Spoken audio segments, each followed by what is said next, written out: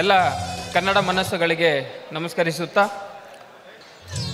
ದಾವಣಗೆರೆ ಜಿಲ್ಲಾ 13ನೇ ಕನ್ನಡ ಸಾಹಿತ್ಯ ಸಮ್ಮೇಳನದ 2ನೇ ದಿನದ ಬಹಳ ವಿಶೇಷವಾದಂತಹ ಗೋಷ್ಠಿ ಸಾಂಸ್ಕೃತಿಕ ನಾಯಕರಾಗಿ ವಿಶ್ವಗುರು ಬಸವಣ್ಣ ಈ ಒಂದು ಗೋಷ್ಠಿಯ ಸಾನ್ನಿಧ್ಯವನ್ನು ವಹಿಸಲಿರುವಂಥ ಪರಮಪೂಜ್ಯ ಶ್ರೀ ವಚನಾನಂದ ಮಹಾಸ್ವಾಮೀಜಿಗಳು ವೀರಶೈವ ಪಂಚಮಶಾಲಿ ಜಗದ್ಗುರು ಪೀಠ ಹರಿಹರ ಹಾಗೂ ಪರಮಪೂಜ್ಯ ಶ್ರೀ ವಾಲ್ಮೀಕಿ ಪ್ರಸನ್ನಾನಂದ ಮಹಾಸ್ವಾಮಿಗಳು ಶ್ರೀ ವಾಲ್ಮೀಕಿ ಗುರುಪೀಠ ರಾಜನಹಳ್ಳಿ ಪರಮಪೂಜ್ಯ ಶ್ರೀ ಯೋಗಾನಂದ ಮಹಾಸ್ವಾಮಿಗಳು ಶ್ರೀ ಗುರು ಸಿದ್ಧಾಶ್ರಮ ಯಲವಟ್ಟಿ ಪೂಜ್ಯರನ್ನು ಮಾನ್ಯ ಜಿಲ್ಲಾಧ್ಯಕ್ಷರು ಮತ್ತು ನಮ್ಮ ಜಿಲ್ಲಾ ಸಮಿತಿಯವರು ವೇದಿಕೆಗೆ ಕರೆತರಬೇಕು.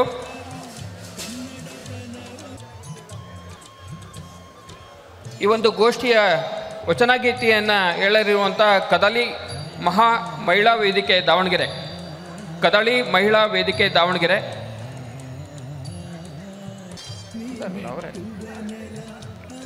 ಕದಳಿ ಮಹಿಳಾ ವೇದಿಕೆ ದಾವಣಗೆರೆ.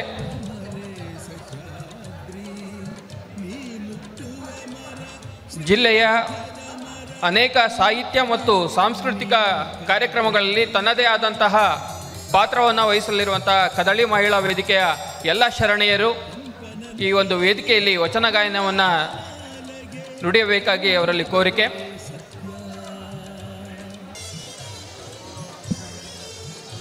ಎಲ್ಲರಿಗೂ ನಮಸ್ಕಾರ. ಇಂದಿನ ಗೋಷ್ಠಿ ಸಾಂಸ್ಕೃತಿಕ ನಾಯಕರಾಗಿ ವಿಶ್ವಗುರು ಬಸವಣ್ಣನವರು ವೇದಿಕೆ ಮೇಲೆ ಸಾನ್ನಿಧ್ಯ ವಹಿಸಿರುವಂಥ ಎಲ್ಲ ಪೂಜ್ಯ ಸ್ವಾಮಿಯರ ಪಾದಗಳಿಗೆ ನಮಸ್ಕರಿಸುತ್ತಾ ಇಂದಿನ ಕದಳಿ ಮಹಿಳಾ ವೇದಿಕೆ ದಾವಣಗೆರೆ ಇರೋ ವಚನ ಗಾಯನವನ್ನು ಪ್ರಾರಂಭಿಸುತ್ತಿದ್ದೇವೆ. ಮೊಟ್ಟ ಮೊದಲು ಬಸವಣ್ಣನವರ ವಚನ, ಎನ್ನ ಚಿತ್ತವು ಅತ್ತಿಯ ಹಣ್ಣು ನೋಡಯ್ಯ.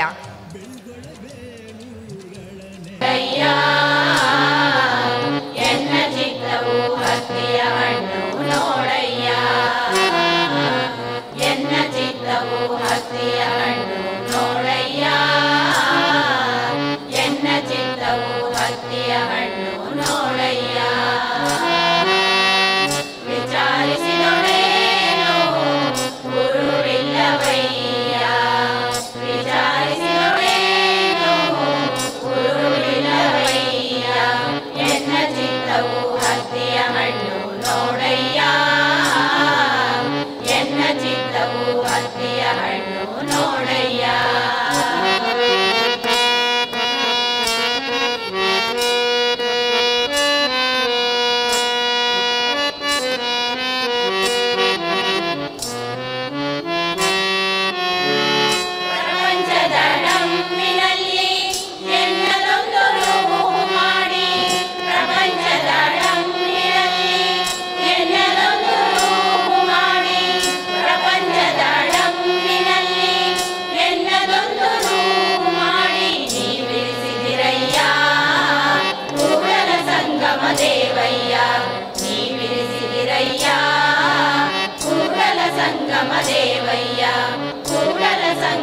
ದೇವಯ್ಯ ಕೂಡಲ ಸಂಗಮ ದೇವಯ್ಯ, ಎನ್ನ ಚಿತ್ತವು ಹತ್ತಿಯ ಹಣ್ಣು ನೋಡಯ್ಯ,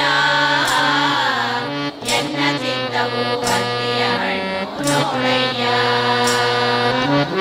ವಿಚಾರಿಸಿದೊಡೇನು ಗುರುವಿಲ್ಲವಯ್ಯ, ವಿಚಾರಿಸಿದೊಡೇನು ಗುರುವಿಲ್ಲವಯ್ಯ, ಎನ್ನ ಚಿತ್ತವು ಹತ್ತಿಯ ಹಣ್ಣು ನೋಡಯ್ಯ, ಎನ್ನ ಚಿತ್ತವು ಹತ್ತಿಯ ಹಣ್ಣು ನೋಡಯ್ಯ, ನೋಡಯ್ಯ, ನೋಡಯ್ಯ, ನೋಡಯ್ಯ, ನೋಡಯ್ಯ, ನೋಡಯ್ಯ. ಈಗ ದಾಸಿಮಯ್ಯನವರ ವಚನ, ಹರಿದ ಗೋಣಿಯಲ್ಲೊಬ್ಬ.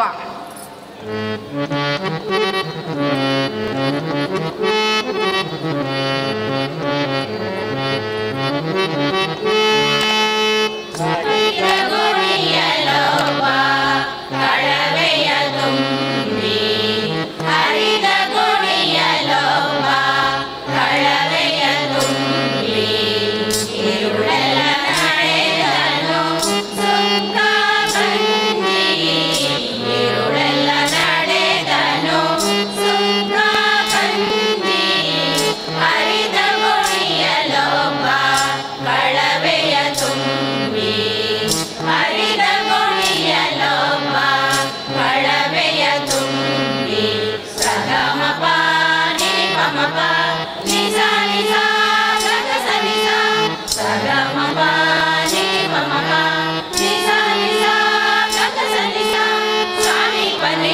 ಪ ಮ ಗ ಮ ಗ ಸ ಸಾ ನಿ ಪ ಮ ಪ ಮ ಗ ಮ ಗ ಗ ಮ ಪ ನಿ ಸ ಗ ಮ ಪ ನಿ ಸ ಪ ನಿ ಸ ಕಳೆಲ್ಲ ಹೋಗಿ ಹರಿ ಗೋಣಿ ಉಳಿದಿತ್ತು ಕಳೆಲ್ಲ ಹೋಗಿ ಹರಿ ಗೋಣಿ ಉಳಿದಿತ್ತು ಹರಿ ಮನದವನ ಭಕ್ತಿಯಿಂದ ಇತ್ತು ಹರಿ ಮನದವನ ಭಕ್ತಿಯಿಂದ ಇತ್ತು ಕಾಣರಾಮನಾಥ ಕಾಣರಾಮನಾಥ ಕಾಣರಾಮನಾಥ ಕಾಣರಾಮನಾಥ ಹರಿದ ಗುಣಿಯಲೊಬ್ಬ ಕಳವೆಯ ತುಂಬಿ ಹರಿದ ಗುಣಿಯಲೊಬ್ಬ ಕಳವೆಯ ತುಂಬಿ ഇരുളല ನಡೆದನು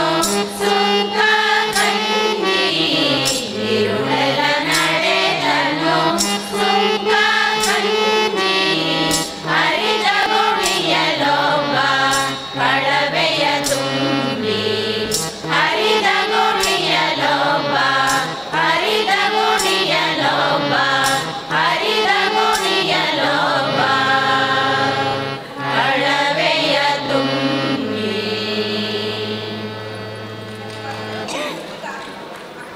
ರೋಚನ ಅರಿಯದವರೊಡನೆ ಸಂಗಮ ಮಾಡಿದಳು.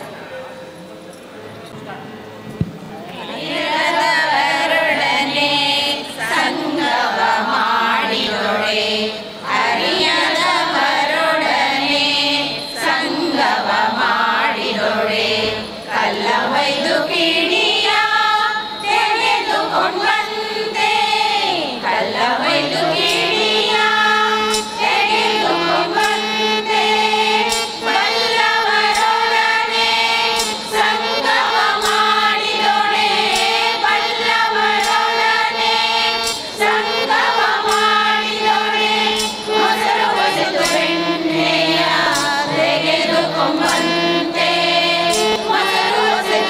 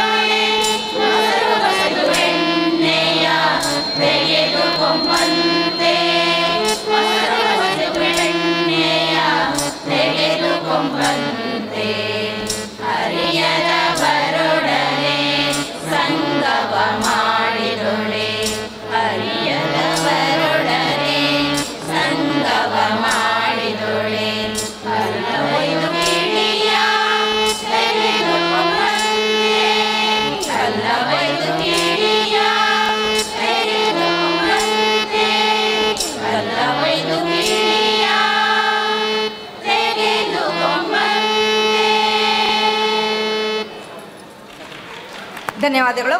ಇದುವರೆಗೂ ವಚನ ಗಾಯನ ಮಾಡಿದಂಥ ಜಿಲ್ಲಾ ಕದಳಿ ಮಹಿಳಾ ವೇದಿಕೆ ದಾವಣಗೆರೆಯವರಿಗೆ ಧನ್ಯವಾದಗಳು. ಹಾರ್ಮೋನಿಯಂ ನಡೆಸಿದಂಥ ರೇವಣಸಿದ್ದಪ್ಪ ಮಾಸ್ಟರ್ಗೆ ಧನ್ಯವಾದಗಳು. ಅವಕಾಶ ನೀಡಿದ ಜಿಲ್ಲಾ ಕನ್ನಡ ಸಾಹಿತ್ಯ ಪರಿಷತ್ತಿನ ಎಲ್ಲರಿಗೂ ಧನ್ಯವಾದಗಳನ್ನು ತಿಳಿಸುತ್ತೇನೆ. ಧನ್ಯವಾದಗಳು. ಕದಳಿ ವೇದಿಕೆಯ ಸರ್ವ ಶರಣೀಯರು ಕೂಡ ಪರಮಪೂಜ್ಯರ ಆಶೀರ್ವಾದವನ್ನು ಪಡ್ಕೋಬೇಕು. ಸಮ್ಮೇಳನದ ಗೌರವವನ್ನು ಸ್ವೀಕರಿಸಬೇಕು. ಈ ನಂತರ ಗಾನ ಲಹರಿ ಸಂಗೀತ ವಿದ್ಯಾಲಯ ದಾವಣಗೆರೆ ಇವರಿಂದ ಪ್ರಾರ್ಥನೆ. ಎಲ್ಲರಿಗೂ ನಮಸ್ಕಾರ. ಹಲೋ. ಜಿಲ್ಲಾ ಕನ್ನಡ ಸಾಹಿತ್ಯ ಪರಿಷತ್ ದಾವಣಗೆರೆ ಜಿಲ್ಲಾ 13ನೇ ಕನ್ನಡ ಸಾಹಿತ್ಯ ಸಮ್ಮೇಳನಕ್ಕೆ ಆಗಮಿಸಿರುವ ನೀವೆಲ್ಲರಿಗೂ ಸ್ವಾಗತ. ಇಂದಿನ ಒಂದು ಸಮಾರಂಭದಲ್ಲಿ ಗಾನಲಹರಿ ವಿದ್ಯಾಶಾಲೆಯ ವತಿಯಿಂದ 2 ಹಾಡಿನ ಒಂದು ಪ್ರಸ್ತುತಿ ನಿಮ್ಮ ಮುಂದೆ.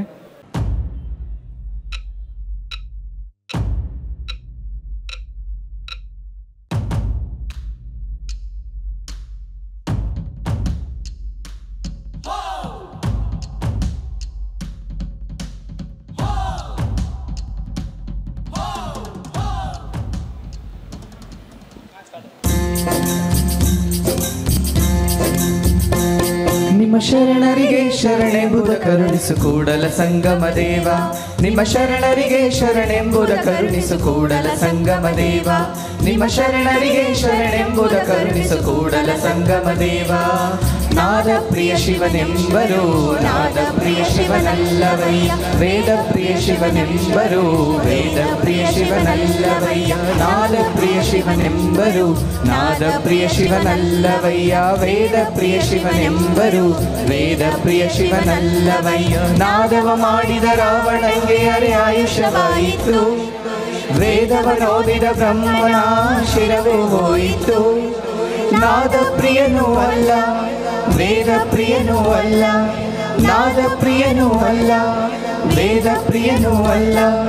ಭಕ್ತಿ ಪ್ರಿಯ ನಮ ಕೂಡಲ ಸಂಗಮ ದೇವ.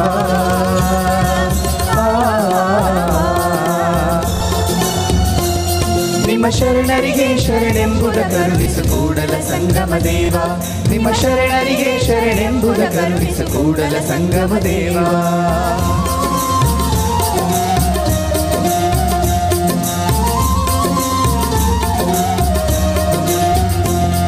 ಎನ್ನ ಕಾಯವದನೆಯ ಮಾಡಯ್ಯ. ಎನ್ನ ಶಿರವ ಸೋರೆಯ ಮಾಡಯ್ಯ. ಎನ್ನ ನರವ ತಂತಿಯ ಮಾಡಯ್ಯ. ಎನ್ನ ಬೆರಳ ಕಡ್ಡಿಯ ಮಾಡಯ್ಯ. ಎನ್ನ ಕಾಯವ ದಂಡಿಗೆಯ ಮಾಡಯ್ಯ. ಎನ್ನ ಶಿರವ ಸೋರೆಯ ಮಾಡಯ್ಯ. ಎನ್ನ ನರವ ತಂತಿಯ ಮಾಡಯ್ಯ. ಎನ್ನ ಬೆರಳ ಕಡ್ಡಿಯ ಮಾಡಯ್ಯ. ಭಕ್ತಿ ಸರಾಗವ ಹಾಡಯ್ಯ. ಉರದಲೊತ್ತಿ ಬಾರಿಸು ಕೂಡಲ ಸಂಗಮ ದೇವ.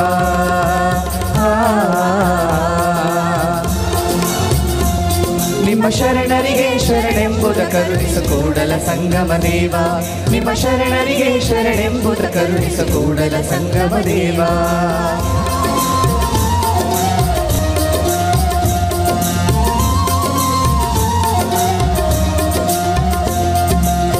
ಅತ್ತರಿತ ಹೋಗದಂತೆ ಎಳವನ ಮಾಡಯ್ಯ ತಂದೆ. ಸುತ್ತಿ ಸುಳಿದು ನೋಡದಂತೆ ಅನ್ನಕನ ಮಾಡಯ್ಯ ತಂದೆ. ಮತ್ತೊಂದ ಕೇಳದಂತೆ ಕಿವುಡನ ಮಾಡಯ್ಯ ತಂದೆ. ಅತ್ತ ಇತ್ತ ಹೋಗದಂತೆ ಎಳವನ ಮಾಡಯ್ಯ ತಂದೆ. ಸುತ್ತಿ ಸುಳಿದು ನೋಡದಂತೆ ಅನ್ನಕನ ಮಾಡಯ್ಯ ತಂದೆ. ಮತ್ತೊಂದ ಕೇಳದಂತೆ ಕಿವುಡನ ಮಾಡಯ್ಯ ತಂದೆ. ನಿಮ್ಮ ಶರಣರ ಪಾದವಲ್ಲದೆ ಅನ್ಯ ವಿಷಯ ಕೇಳಿಸದಂತೆ ಇರಿಸೋ ಕೂಡಲ ಸಂಗಮ ದೇವ. ಕೂಡಲ ಸಂಗಮ ದೇವ. ಕೂಡಲ ಸಂಗಮ ದೇವ. ಕೂಡಲ ಸಂಗಮ ದೇವ.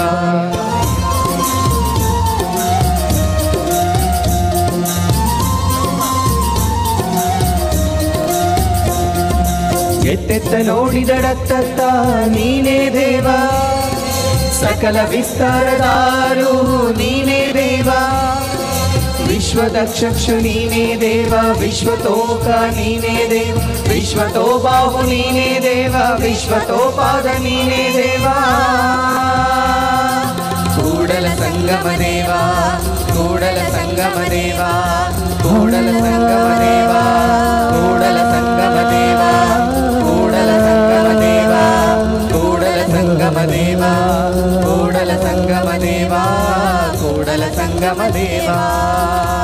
ಕೂಡಲ ಸಂಗಮ ದೇವ.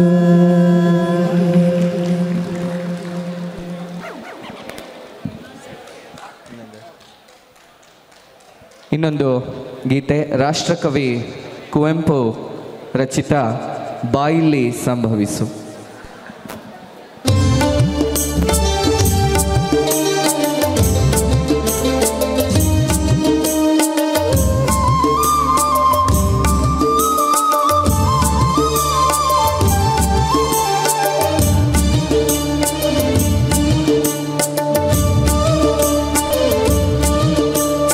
ಬಾಯಿಲ್ಲಿ ಸಂಭವಿಸು ಎಂದೆನ್ನ ಹೃದಯದಲ್ಲಿ ನಿತ್ಯವೂ ಅವತರಿಪ ಸತ್ಯಾವತಾರ.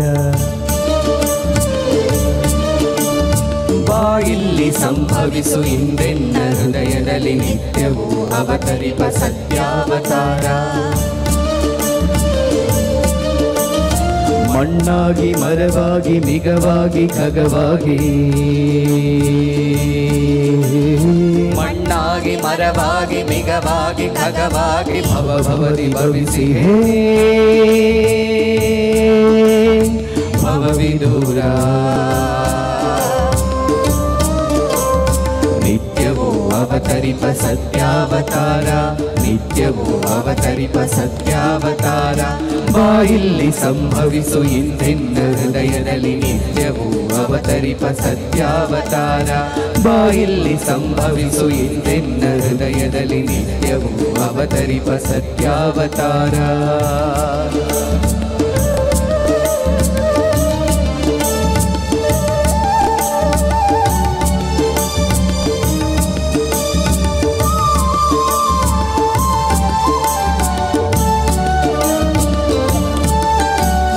ಮಣ್ತನಕ್ಕೆ ಮರತನಕ್ಕೆ ಮಿಗತನಕ್ಕೆ ಖಗತನಕ್ಕೆ,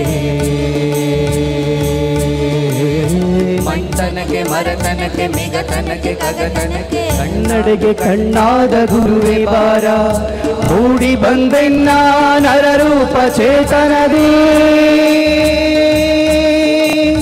ಮೂಡಿ ಬಂದೆನ್ನ ನರರೂಪ ಚೇತನದಿ. ನಾರಾಯಣಕ್ಕೆ ದಾರಿ ತೋರ. ನಿತ್ಯವೂ ಅವತರಿಪ ಸತ್ಯಾವತಾರ, ನಿತ್ಯವೂ ಅವತರಿಪ ಸತ್ಯಾವತಾರ. ಬಾಯಲ್ಲಿ ಸಂಭವಿಸು ಎಂದೆನ್ನ ಹೃದಯದಲ್ಲಿ ನಿತ್ಯವೂ ಅವತರಿಪ ಸತ್ಯಾವತಾರ. ಬಾಯಲ್ಲಿ ಸಂಭವಿಸು ಎಂದೆನ್ನ ಹೃದಯದಲ್ಲಿ ನಿತ್ಯವೂ ಅವತರಿಪ ಸತ್ಯಾವತಾರ.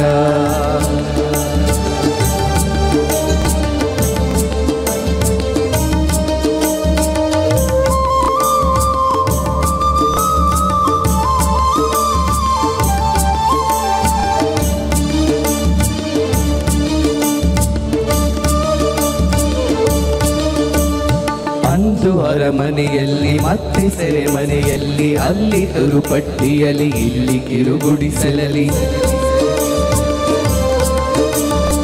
ಅಂದು ಅರಮನೆಯಲ್ಲಿ ಮತ್ತೆ ಸೆರೆಮನೆಯಲ್ಲಿ, ಅಲ್ಲಿ ತುರುಪಟ್ಟಿಯಲ್ಲಿ ಇಲ್ಲಿ ಕಿರುಗುಡಿಸಲು. ದೇಶ ದೇಶ ನಿವೇಶ ವೇಷಾಂತರವನಾತು ವಿಶ್ವಸಾರಥಿಯಾಗಿ ಲೀಲಾರಥವನೇ. ಚೋದಿಸಿರುವೆಯೋ ಅಂತೆ ಸೃಷ್ಟಿಲೋಲ, ಚೋದಿಸಿರುವೆಯೋ ಅಂತೆ ಸೃಷ್ಟಿಲೋಲ. ಅವತರಿಸುವ ಅವತರಿಸುವ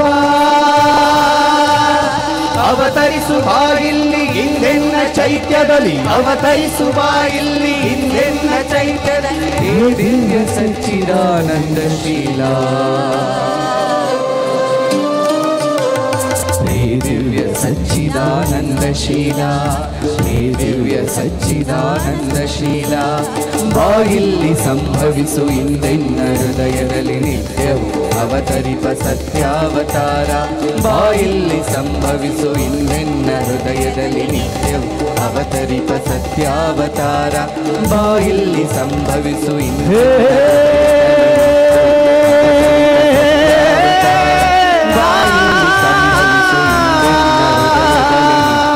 ಅವತರಿಪ ಸತ್ಯಾವತಾರ, ಸತ್ಯಾವತಾರ, ಸತ್ಯಾವತಾರ,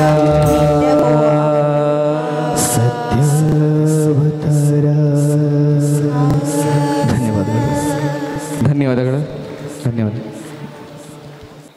ಈ ಒಂದು ಸಮ್ಮೇಳನದ ಒಂದು ಗಾನವನ್ನು ಮಾಡಿದಂಥ ಗಾನಲಹರಿ ಸಂಗೀತ ವಿದ್ಯಾಲಯ ದಾವಣಗೆರೆ, ಈ ಒಂದು ವೇದಿಕೆಯ ಎಲ್ಲರೂ ಕೂಡ ಪರಮ ಪೂಜ್ಯರ ಆಶೀರ್ವಾದ ಮತ್ತು ಸಮ್ಮೇಳನದ ಗೌರವವನ್ನು ಸ್ವೀಕರಿಸಬೇಕಾಗಿ ಕೋರಿಕೆ. ದಾವಣಗೆರೆ ಜಿಲ್ಲಾ 13ನೇ ಕನ್ನಡ ಸಾಹಿತ್ಯ ಸಮ್ಮೇಳನದ ಎಲ್ಲ ಗೋಷ್ಠಿಗಳಿಗೂ ಒಂದು ವಿಶೇಷತೆ ಇರುವಂಥ ಒಂದು ಕಾರ್ಯಕ್ರಮ. ಅದರಂತೆ ಭಾಳ ವಿಶೇಷವಾದಂಥ ಕಾರ್ಯಕ್ರಮ ಈ ದಿನದ ಈ ಗೋಷ್ಠಿ. ಸಾಂಸ್ಕೃತಿಕ ನಾಯಕರಾಗಿ ವಿಶ್ವಗುರು ಬಸವಣ್ಣ ಮಠಾಧೀಶ್ವರರ ಒಂದು ವಿಶೇಷ ಚಿಂತನ ಮಂಥನ. 12ನೇ ಶತಮಾನದಲ್ಲಿಯೇ ಅಂದಿನ ಎಲ್ಲ ಒಂದು ಜಾತೀಯತೆಯನ್ನು ಧಿಕ್ಕರಿಸಿ ಅನುಭವ ಮಂಟಪವನ್ನು ಸ್ಥಾಪಿಸಿ ಶೋಷಣೆಗೆ ಒಳಗಾದಂಥ ಎಲ್ಲ ಸಮುದಾಯಗಳಿಗೂ ಒಂದು ನ್ಯಾಯವನ್ನು ಒದಗಿಸಿ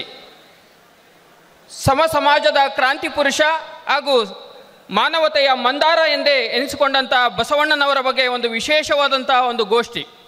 ಪ್ರಾಯಶಃ ಇಂದಿನ ದಿನಮಾನಗಳಲ್ಲಿ ಇವತ್ತು ಚಂದ್ರನಲ್ಲಿಗೆ ಹೋಗಿ ಬಂದಿದ್ದೇವೆ, ಮಂಗಳ ಗ್ರಹಕ್ಕೆ ಹೋಗಿ ಬಂದಿದ್ದೇವೆ.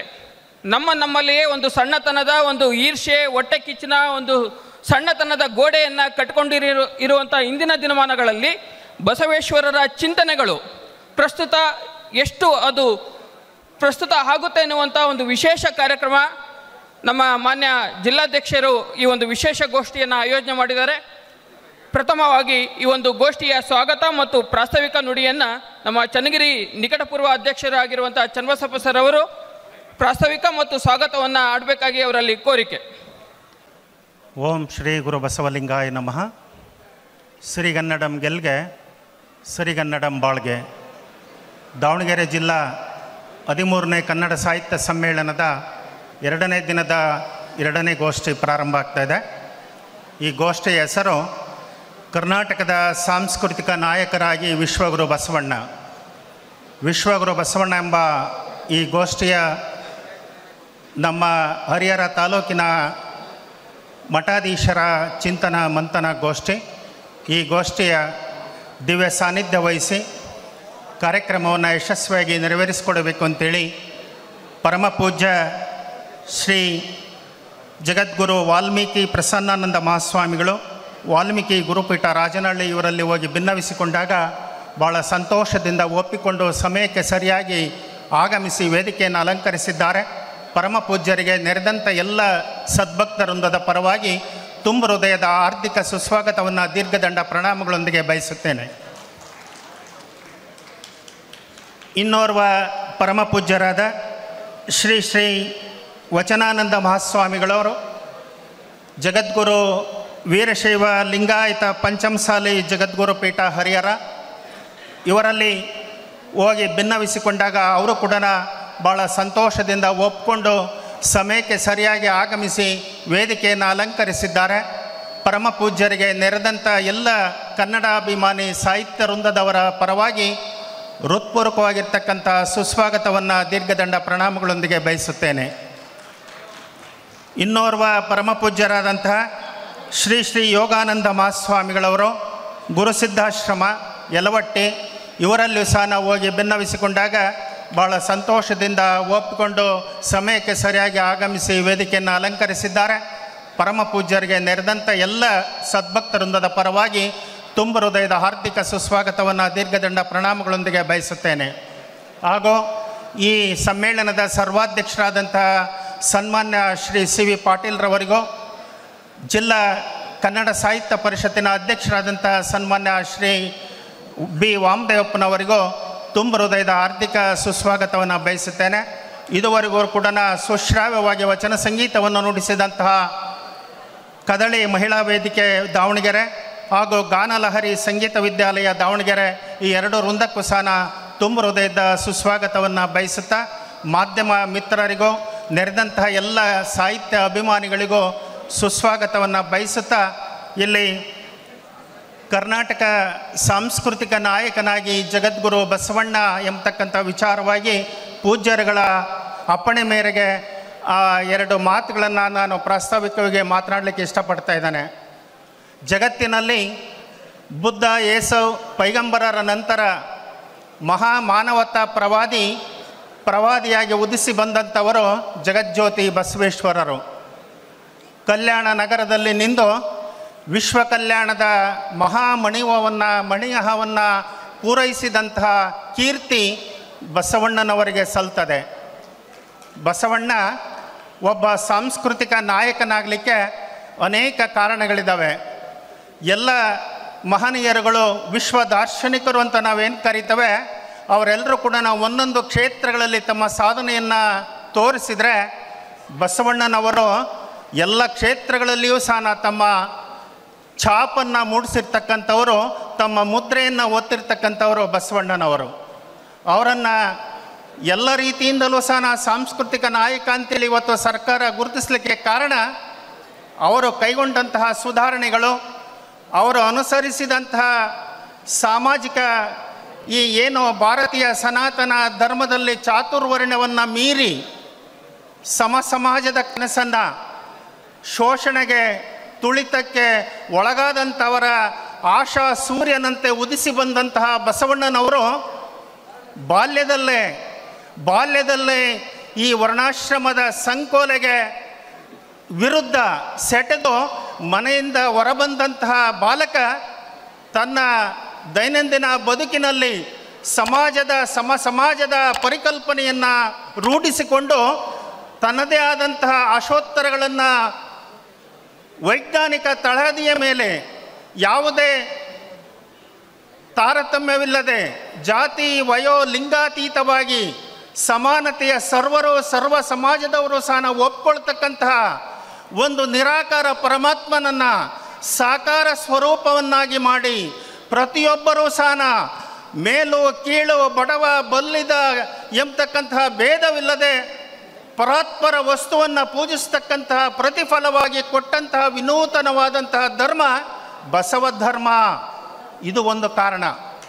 ಎರಡನೆಯದಾಗಿ ಬಸವಣ್ಣನವ್ರನ್ನ ನಾವು ಯಾಕೆ ಸಾಂಸ್ಕೃತಿಕ ನಾಯಕ ಅಂತ ಒಪ್ಕೊಳ್ಳಿಕ್ಕೆ ಕಾರಣ, ಸರ್ಕಾರ ಅವರು ಹುಟ್ಟುತ್ತಲೇ ಅವರ ಒಂದು ಇತಿಹಾಸ ಬರ್ತದೆ. 1-2 ನಿಮಿಷದಲ್ಲಿ ಅವರ ಒಂದು ಹುಟ್ಟನ್ನು ಹೇಳಲಿಕ್ಕೆ ನಾನು ಇಷ್ಟಪಡ್ತಾ ಇದ್ದೇನೆ. ಅವರ ತಂದೆ ಶೈವ ಬ್ರಾಹ್ಮಣದ ಮಾದರಸ ಮತ್ತು ಮಾದಲಾಂಬಿಕೆಯವರು. ಅವರು ಇರ್ತಕ್ಕಂತಹ ವಾಸ ಅದು ನಾವೇನು ಈಗಿನ ಅಗ್ರಹಾರಗಳು ಅಂತ ಕರಿತೀವಲ್ಲ, ಅಗ್ರಹಾರ ಬಾಗೇವಾಡಿಯ ಅಗ್ರಹಾರ. ತಾಯಿ ತುಂಬ ಗರ್ಭಿಣಿ. ಮಾದಲಾಂಬಿಕೆಯನ್ನು ಆಕೆಯ ತವರು ಮನೆಯಾಗಿರ್ತಕ್ಕಂಥ ಇಂಗಳೇಶ್ವರಕ್ಕೆ ಕರ್ಕೊಂಡು ಹೋಗ್ತಾರೆ, ತವರು ಮನೆಯವರು ಹೆರಿಗೆಗೆ. ಅಷ್ಟೊತ್ತಿಗಾಗಲೇ ಅಲ್ಲಿ ಬಸವಣ್ಣನಿ ತನ್ನ ಮಾದಲಾಂಬಿಕೆಯ ತಾಯಿಯ ಗರ್ಭದಿಂದ ಅಕ್ಕ ನಾಗಲಾಂಬಿಕೆ ಹುಟ್ಟಿರ್ತಾಳೆ. ಆಗ ಎರಡನೇದಾಗಿ ಹುಟ್ಟಿದಂಥವನು ಬಸವಣ್ಣ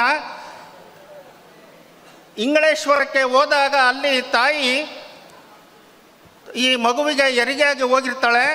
ಆ ಸಂದರ್ಭದಲ್ಲಿ ಒಂದು ಘಟನೆ ನಡೀತೈತೆ ಬಾಗೇವಾಡಿಯಲ್ಲಿ. ಏನು ಅಂತಂದರೆ, ಆ ಒಂದು ಅಗ್ರಹಾರದಲ್ಲಿ ವಾಸ ಮಾಡತಕ್ಕಂಥ ಜನರು ಸಾಕಿರ್ತಕ್ಕಂಥ ಒಂದು ಹಸು ಸತ್ತಿರ್ತದೆ. ಆ ಹಸುವನ್ನು ತೆಗೆದುಕೊಂಡು ಹೋಗಲಿಕ್ಕೆ ಆ ಸಮಾಜದ ಕಟ್ಟಕಡೆಯ ವ್ಯಕ್ತಿಗಳಿಗೆ ಅದನ್ನು ಅವರು ತಿಳಿಸ್ತಾರೆ. ಆ ವ್ಯಕ್ತಿಗಳು ಮಧ್ಯಾಹ್ನದ ಸುಡು ಬಿಸಿಲಿನಲ್ಲಿ ಬರಬೇಕಾಗಿತ್ತು ಅಗ್ರಹಾರಕ್ಕೆ ಮಧ್ಯಾಹ್ನ ಬಂದು, ಯಾಕೆಂತಂದರೆ ಸೂರ್ಯ ನೆತ್ತಿ ಮೇಲೆ ಇದ್ದಂಥ ಸಮಯದಲ್ಲಿ ಅವರ ನೆರಳು ದೂರ ಹೋಗೋದಿಲ್ಲ. ಆಗ ಆ ನೆರಳು ಬೇರೆಯವ್ರ ಮೇಲೆ ಬೀಳಬಾರ್ದು ಅಂತಕ್ಕಂಥ ಕಟ್ಟುಗಳಿದ್ದಂಥ ಅಂದಿನ ಸನಾತನ ಧರ್ಮದಲ್ಲಿ ಆ ಮಧ್ಯಾಹ್ನದ ಸುಡು ಬಿಸಿಲಿನಲ್ಲಿ ಆ ಜನ ಬಂದಿರ್ತಾರೆ. ಆ ಹಸುವನ್ನು ಎತ್ಕೊಂಡು ಹೋಗುವಾಗ ಅವ್ರ ಜೊತೆಗೆ ಒಬ್ಬ ಬಾಲಕ ಬಂದಿರ್ತಾನೆ, ಚಿಕ್ಕ ಬಾಲಕ. ಬಂದಾಗ ಅವರ ತಂದೆ ಅಂದರು, ಆ ಒಂದು ಹಸುವನ್ನು ಏನು ಕಟ್ಟಿ ಹೊತ್ಕೊಂಡು ಹೋಗ್ತಕ್ಕಂಥ ಸಂದರ್ಭದಲ್ಲಿ ಯಾರ್ದೋ ಒಂದು ಮನೆಯಲ್ಲಿ ಪೂಜೆ ನಡೀತಾ ಇರ್ತದೆ. ಆ ಪೂಜೆಯ ಪರಿಕಲ್ಪನೆಯನ್ನೇ ಅರಿಯದೇ ಇರ್ತಕ್ಕಂತಹ ಬಾಲಕ ಆ ಮನೆಯ ಪೂಜೆಯನ್ನು ನೋಡಲಿಕ್ಕೆ ಆತುರವನ್ನು ಪಡ್ತಾನೆ. ಯಾಕೆ ಅಂತಂದರೆ ಧರ್ಮ ಅಂದ್ರೇನು, ದೇವರು ಅಂದ್ರೇನು, ಪೂಜೆ ಅಂದ್ರೇನು ಏನು ಗೊತ್ತಿಲ್ಲದೆ ಇರತಕ್ಕಂತಹ ಆ ಅನಕ್ಷರಸ್ಥ ಕುಕ್ಷಿ ಬಾಲಕನಿಗೆ ಆ ಪೂಜೆಯನ್ನು ನೋಡ್ತಕ್ಕಂತಹ ಇಷ್ಟ ಆಗ್ತದೆ. ಆಗ ಆ ಪೂಜೆ ನಡೀತಕ್ಕಂತಹ ಮನೆಯ ಕಿಟಕಿಯನ್ನು ಸ್ವಲ್ಪ ಸರಿಸಿ ಅಲ್ಲಿ ನೋಡ್ತಾ ಇರ್ತಾನೆ, ತುದಿಗಾಲಲ್ಲಿ ನಿಂತು ಆತುರದಿಂದ. ಅದನ್ನು ಕಂಡಂತಹ ಪಕ್ಕದ ಮನೆಯವರು, ಒಬ್ಬ ಅಸ್ಪೃಶ್ಯ ಅವನು ನಮ್ಮ ಪೂಜೆಯನ್ನು ನೋಡಿದಾನೆ, ಅವನು ನಮ್ಮ ಮನೆಯನ್ನು ಮುಟ್ಟಿದ್ದಾನೆ, ಅದು ಮಲಿನಾಗಿದೆ ಅಂತೇಳಿ ದೂರದಿಂದಲೇ ಹಗ್ಗಗಳನ್ನು ಎಸೆದು ಆ ಬಾಲಕನನ್ನು ಕಟ್ಟಿ ಊರ ಮುಂದೆ ಪಂಚಾಯತಿಗೆ ಎಳ್ಕೊಂಡು ಬರ್ತಾರೆ. ಆ ಪಂಚಾಯತಿಯನ್ನು ಮಾಡ್ತಕ್ಕಂಥವನು ಮಾದರಸ. ಅವನಿಗೆ ಇಕ್ಕಟ್ಟಿನ ಸಂದರ್ಭ, ಎಲ್ಲಿಲ್ಲದ ಅವನಿಗೆ ಅಸಹನೀಯವಾಗಿರ್ತಕ್ಕಂತಹ ದುಃಖ, ಚಿಕ್ಕ ಬಾಲಕನು ಮಾಡಿರ್ತಕ್ಕಂಥ ಅದು ತಪ್ಪಲ್ಲ. ಏನು ಅರಿಯದೇ ಇರ್ತಕ್ಕಂಥ ಮುಗ್ಧ ಬಾಲಕ ಪೂಜೆ ಅಂದ್ರೇನು, ದೇವರು ಇರ್ಬೋದು, ದೇವರೇ ಅಲ್ಲಿ ಇದನ್ನೇನೋ ಆ ಮನೆಯಲ್ಲಿ ಅಂತಕ್ಕಂಥ ಭಾವನೆ. ಯಾಕೆಂದರೆ ಅಲ್ಲಿವರೆಗೂ ಸಹ ಅವರಿಗೆ ಪೂಜೆ ಅಂದ್ರೇನು, ಧರ್ಮ ಅಂದ್ರೇನು, ದೇವರು ಅಂದ್ರೇನು ಗೊತ್ತು ಅರಿಯದೇ ಇರತಕ್ಕಂಥ ಒಂದು ಸಮಾಜದ ನಿರಕ್ಷರಿಗಳವರು. ಅಂಥ ಸಂದರ್ಭದಲ್ಲಿ ಮಾದರಸ ಅವನನ್ನು ಎಳ್ಕೊಂಡು ಬಂದು ನಿಲ್ಲಿಸ್ತಾರೆ ಅಪರಾಧಿಯನ್ನಾಗಿ. ಅವನಿಗೆ ಶಿಕ್ಷೆಯನ್ನು ಕೊಡಬೇಕು, ಪೂಜೆಯನ್ನು ನೋಡಿರ್ತಕ್ಕಂಥ ಅವನ ಕಣ್ಣುಗಳನ್ನು ಕೀಳಿಸ್ಬೇಕು, ಮಂತ್ರಗಳನ್ನು ಕೇಳಿರ್ತಕ್ಕಂಥ ಅವನ ಕಿವಿಯಲ್ಲಿ ಕಾದ ಸೀಸವನ್ನು ಬಿಡಿಸ್ಬೇಕು ಅಂತಕ್ಕಂಥ ಶಿಕ್ಷೆಯನ್ನು ಗುರಿಪಡಿಸ್ಬೇಕು ಅಂತೇಳಿ ಹೇಳ್ತಾರೆ. ಮಾದರಸನಿಗೆ ಇಕ್ಕಟ್ಟಿನ ಪರಿಸ್ಥಿತಿ. ಅದೇ ಸಂದರ್ಭಕ್ಕೆ ಸರಿಯಾಗಿ 2 ಜನ ದೂತರು ಕಲ್ಲು ಸಕ್ಕರೆಯೊಂದಿಗೆ ಬರ್ತಾರೆ. ಕಲ್ಲು ಸಕ್ಕರೆಯೊಂದಿಗೆ ಬಂದು ಮಾದರಸನಿಗೆ ತಿಳಿಸ್ತಾರೆ, ಪ್ರಭು, ನಿಮ್ಮ ಮಾದಲಾಂಬಿಕೆ, ನಿಮ್ಮ ಧರ್ಮಪತ್ನಿ ಮಾದಲಾಂಬಿಕೆಯವರು ಗಂಡು ಮಗುವಿಗೆ ಜನ್ಮವನ್ನು ಇತ್ತರು. ಯಾರೋ ಒಬ್ಬರು ತಪಸ್ವಿಗಳು ಬಂದು ಅವನ ಹಣೆಗೆ ಭಸ್ಮವನ್ನು ಧರಿಸಿ ಬಸವ ಅಂತೇಳಿ ನಾಮಕರಣ ಮಾಡೋದ್ರು ಅಂತೇಳಿ ಹೇಳ್ತಾನೆ. ಆ ಸಂತೋಷ ಆಗ್ತಿದೆ ಮಾದರಸನಿಗೆ.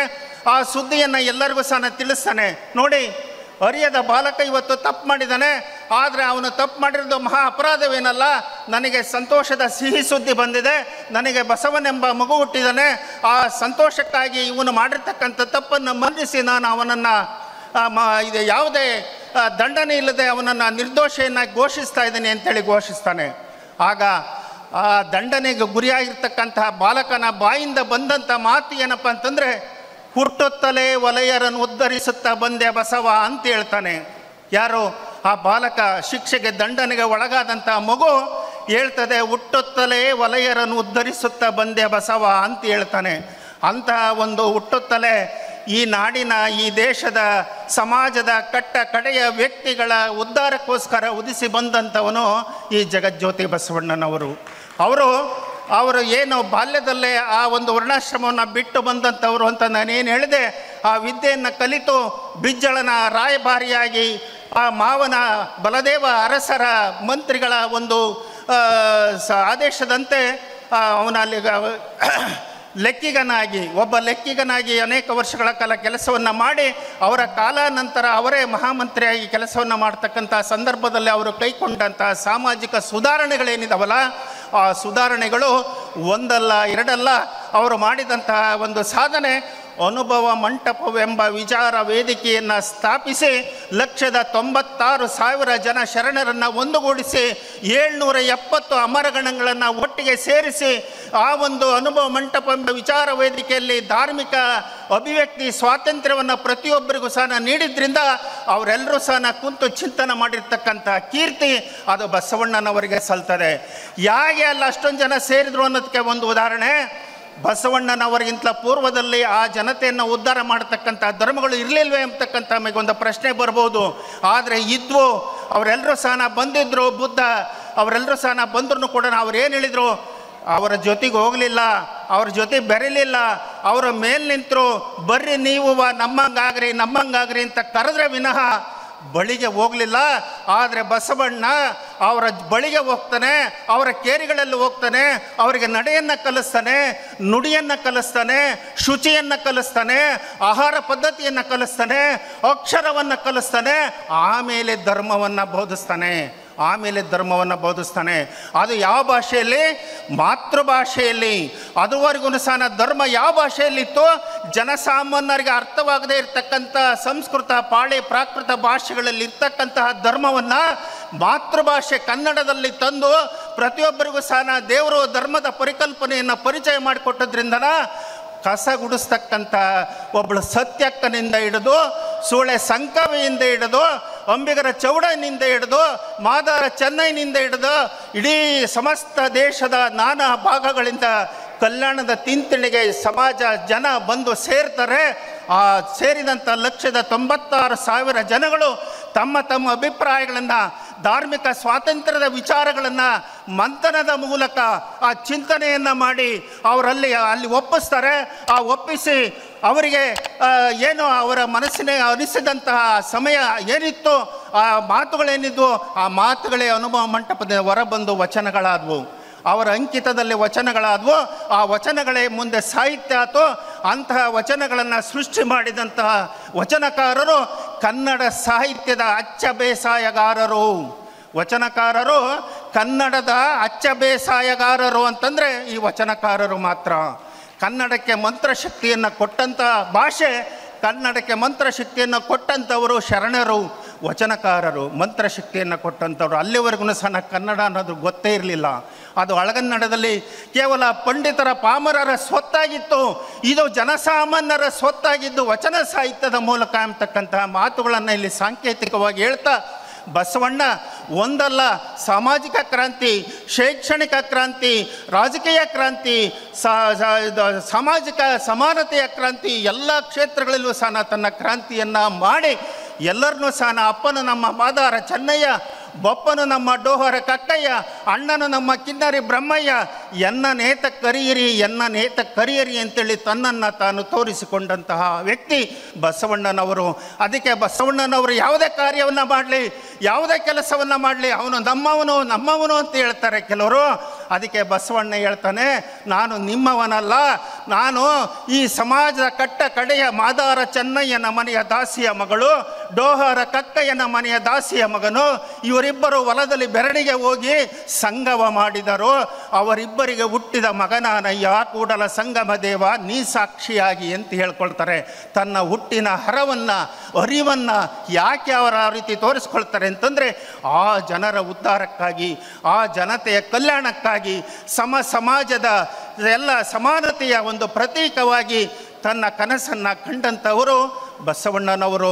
ಅದಕ್ಕೋಸ್ಕರ ಸರ್ಕಾರ ಅವ್ರನ್ನ ಇವತ್ತು ಕರ್ನಾಟಕದ ಸಾಂಸ್ಕೃತಿಕ ನಾಯಕನ ಘೋಷಣೆ ಮಾಡಿರ್ತಕ್ಕಂಥದ್ದು ಪ್ರಸ್ತುತ ಸರಿದೆ ಅಂತಕ್ಕಂಥ ಮಾತುಗಳನ್ನು ಹೇಳ್ತಾ, ಇತ್ತೀಚಿನ ಒಬ್ಬ ವಚನಕಾರ ಹೇಳ್ತಾನೆ ಬಸವಣ್ಣನವರ ಬಗ್ಗೆ, ಡೋಹಾರ ಕಕ್ಕಯ್ಯ ಲಿಂಗವನ್ನು ತಟ್ಟಿ ಪೂಜಿಸಿದ, ಮಾದಾರ ಚೆನ್ನಯ್ಯ ಲಿಂಗವನ್ನು ಒಡವೆರಿಸಿ ಪೂಜಿಸಿದ, ನುಲಿಯ ಚಂದಯ್ಯ ಲಿಂಗವ ಬಿಟ್ಟು ಪೂಜಿಸಿದ, ಅಂಬಿಗರ ಚೌಡಯ್ಯ ಲಿಂಗವ ತಟ್ಟಿ ಪೂಜಿಸಿದ.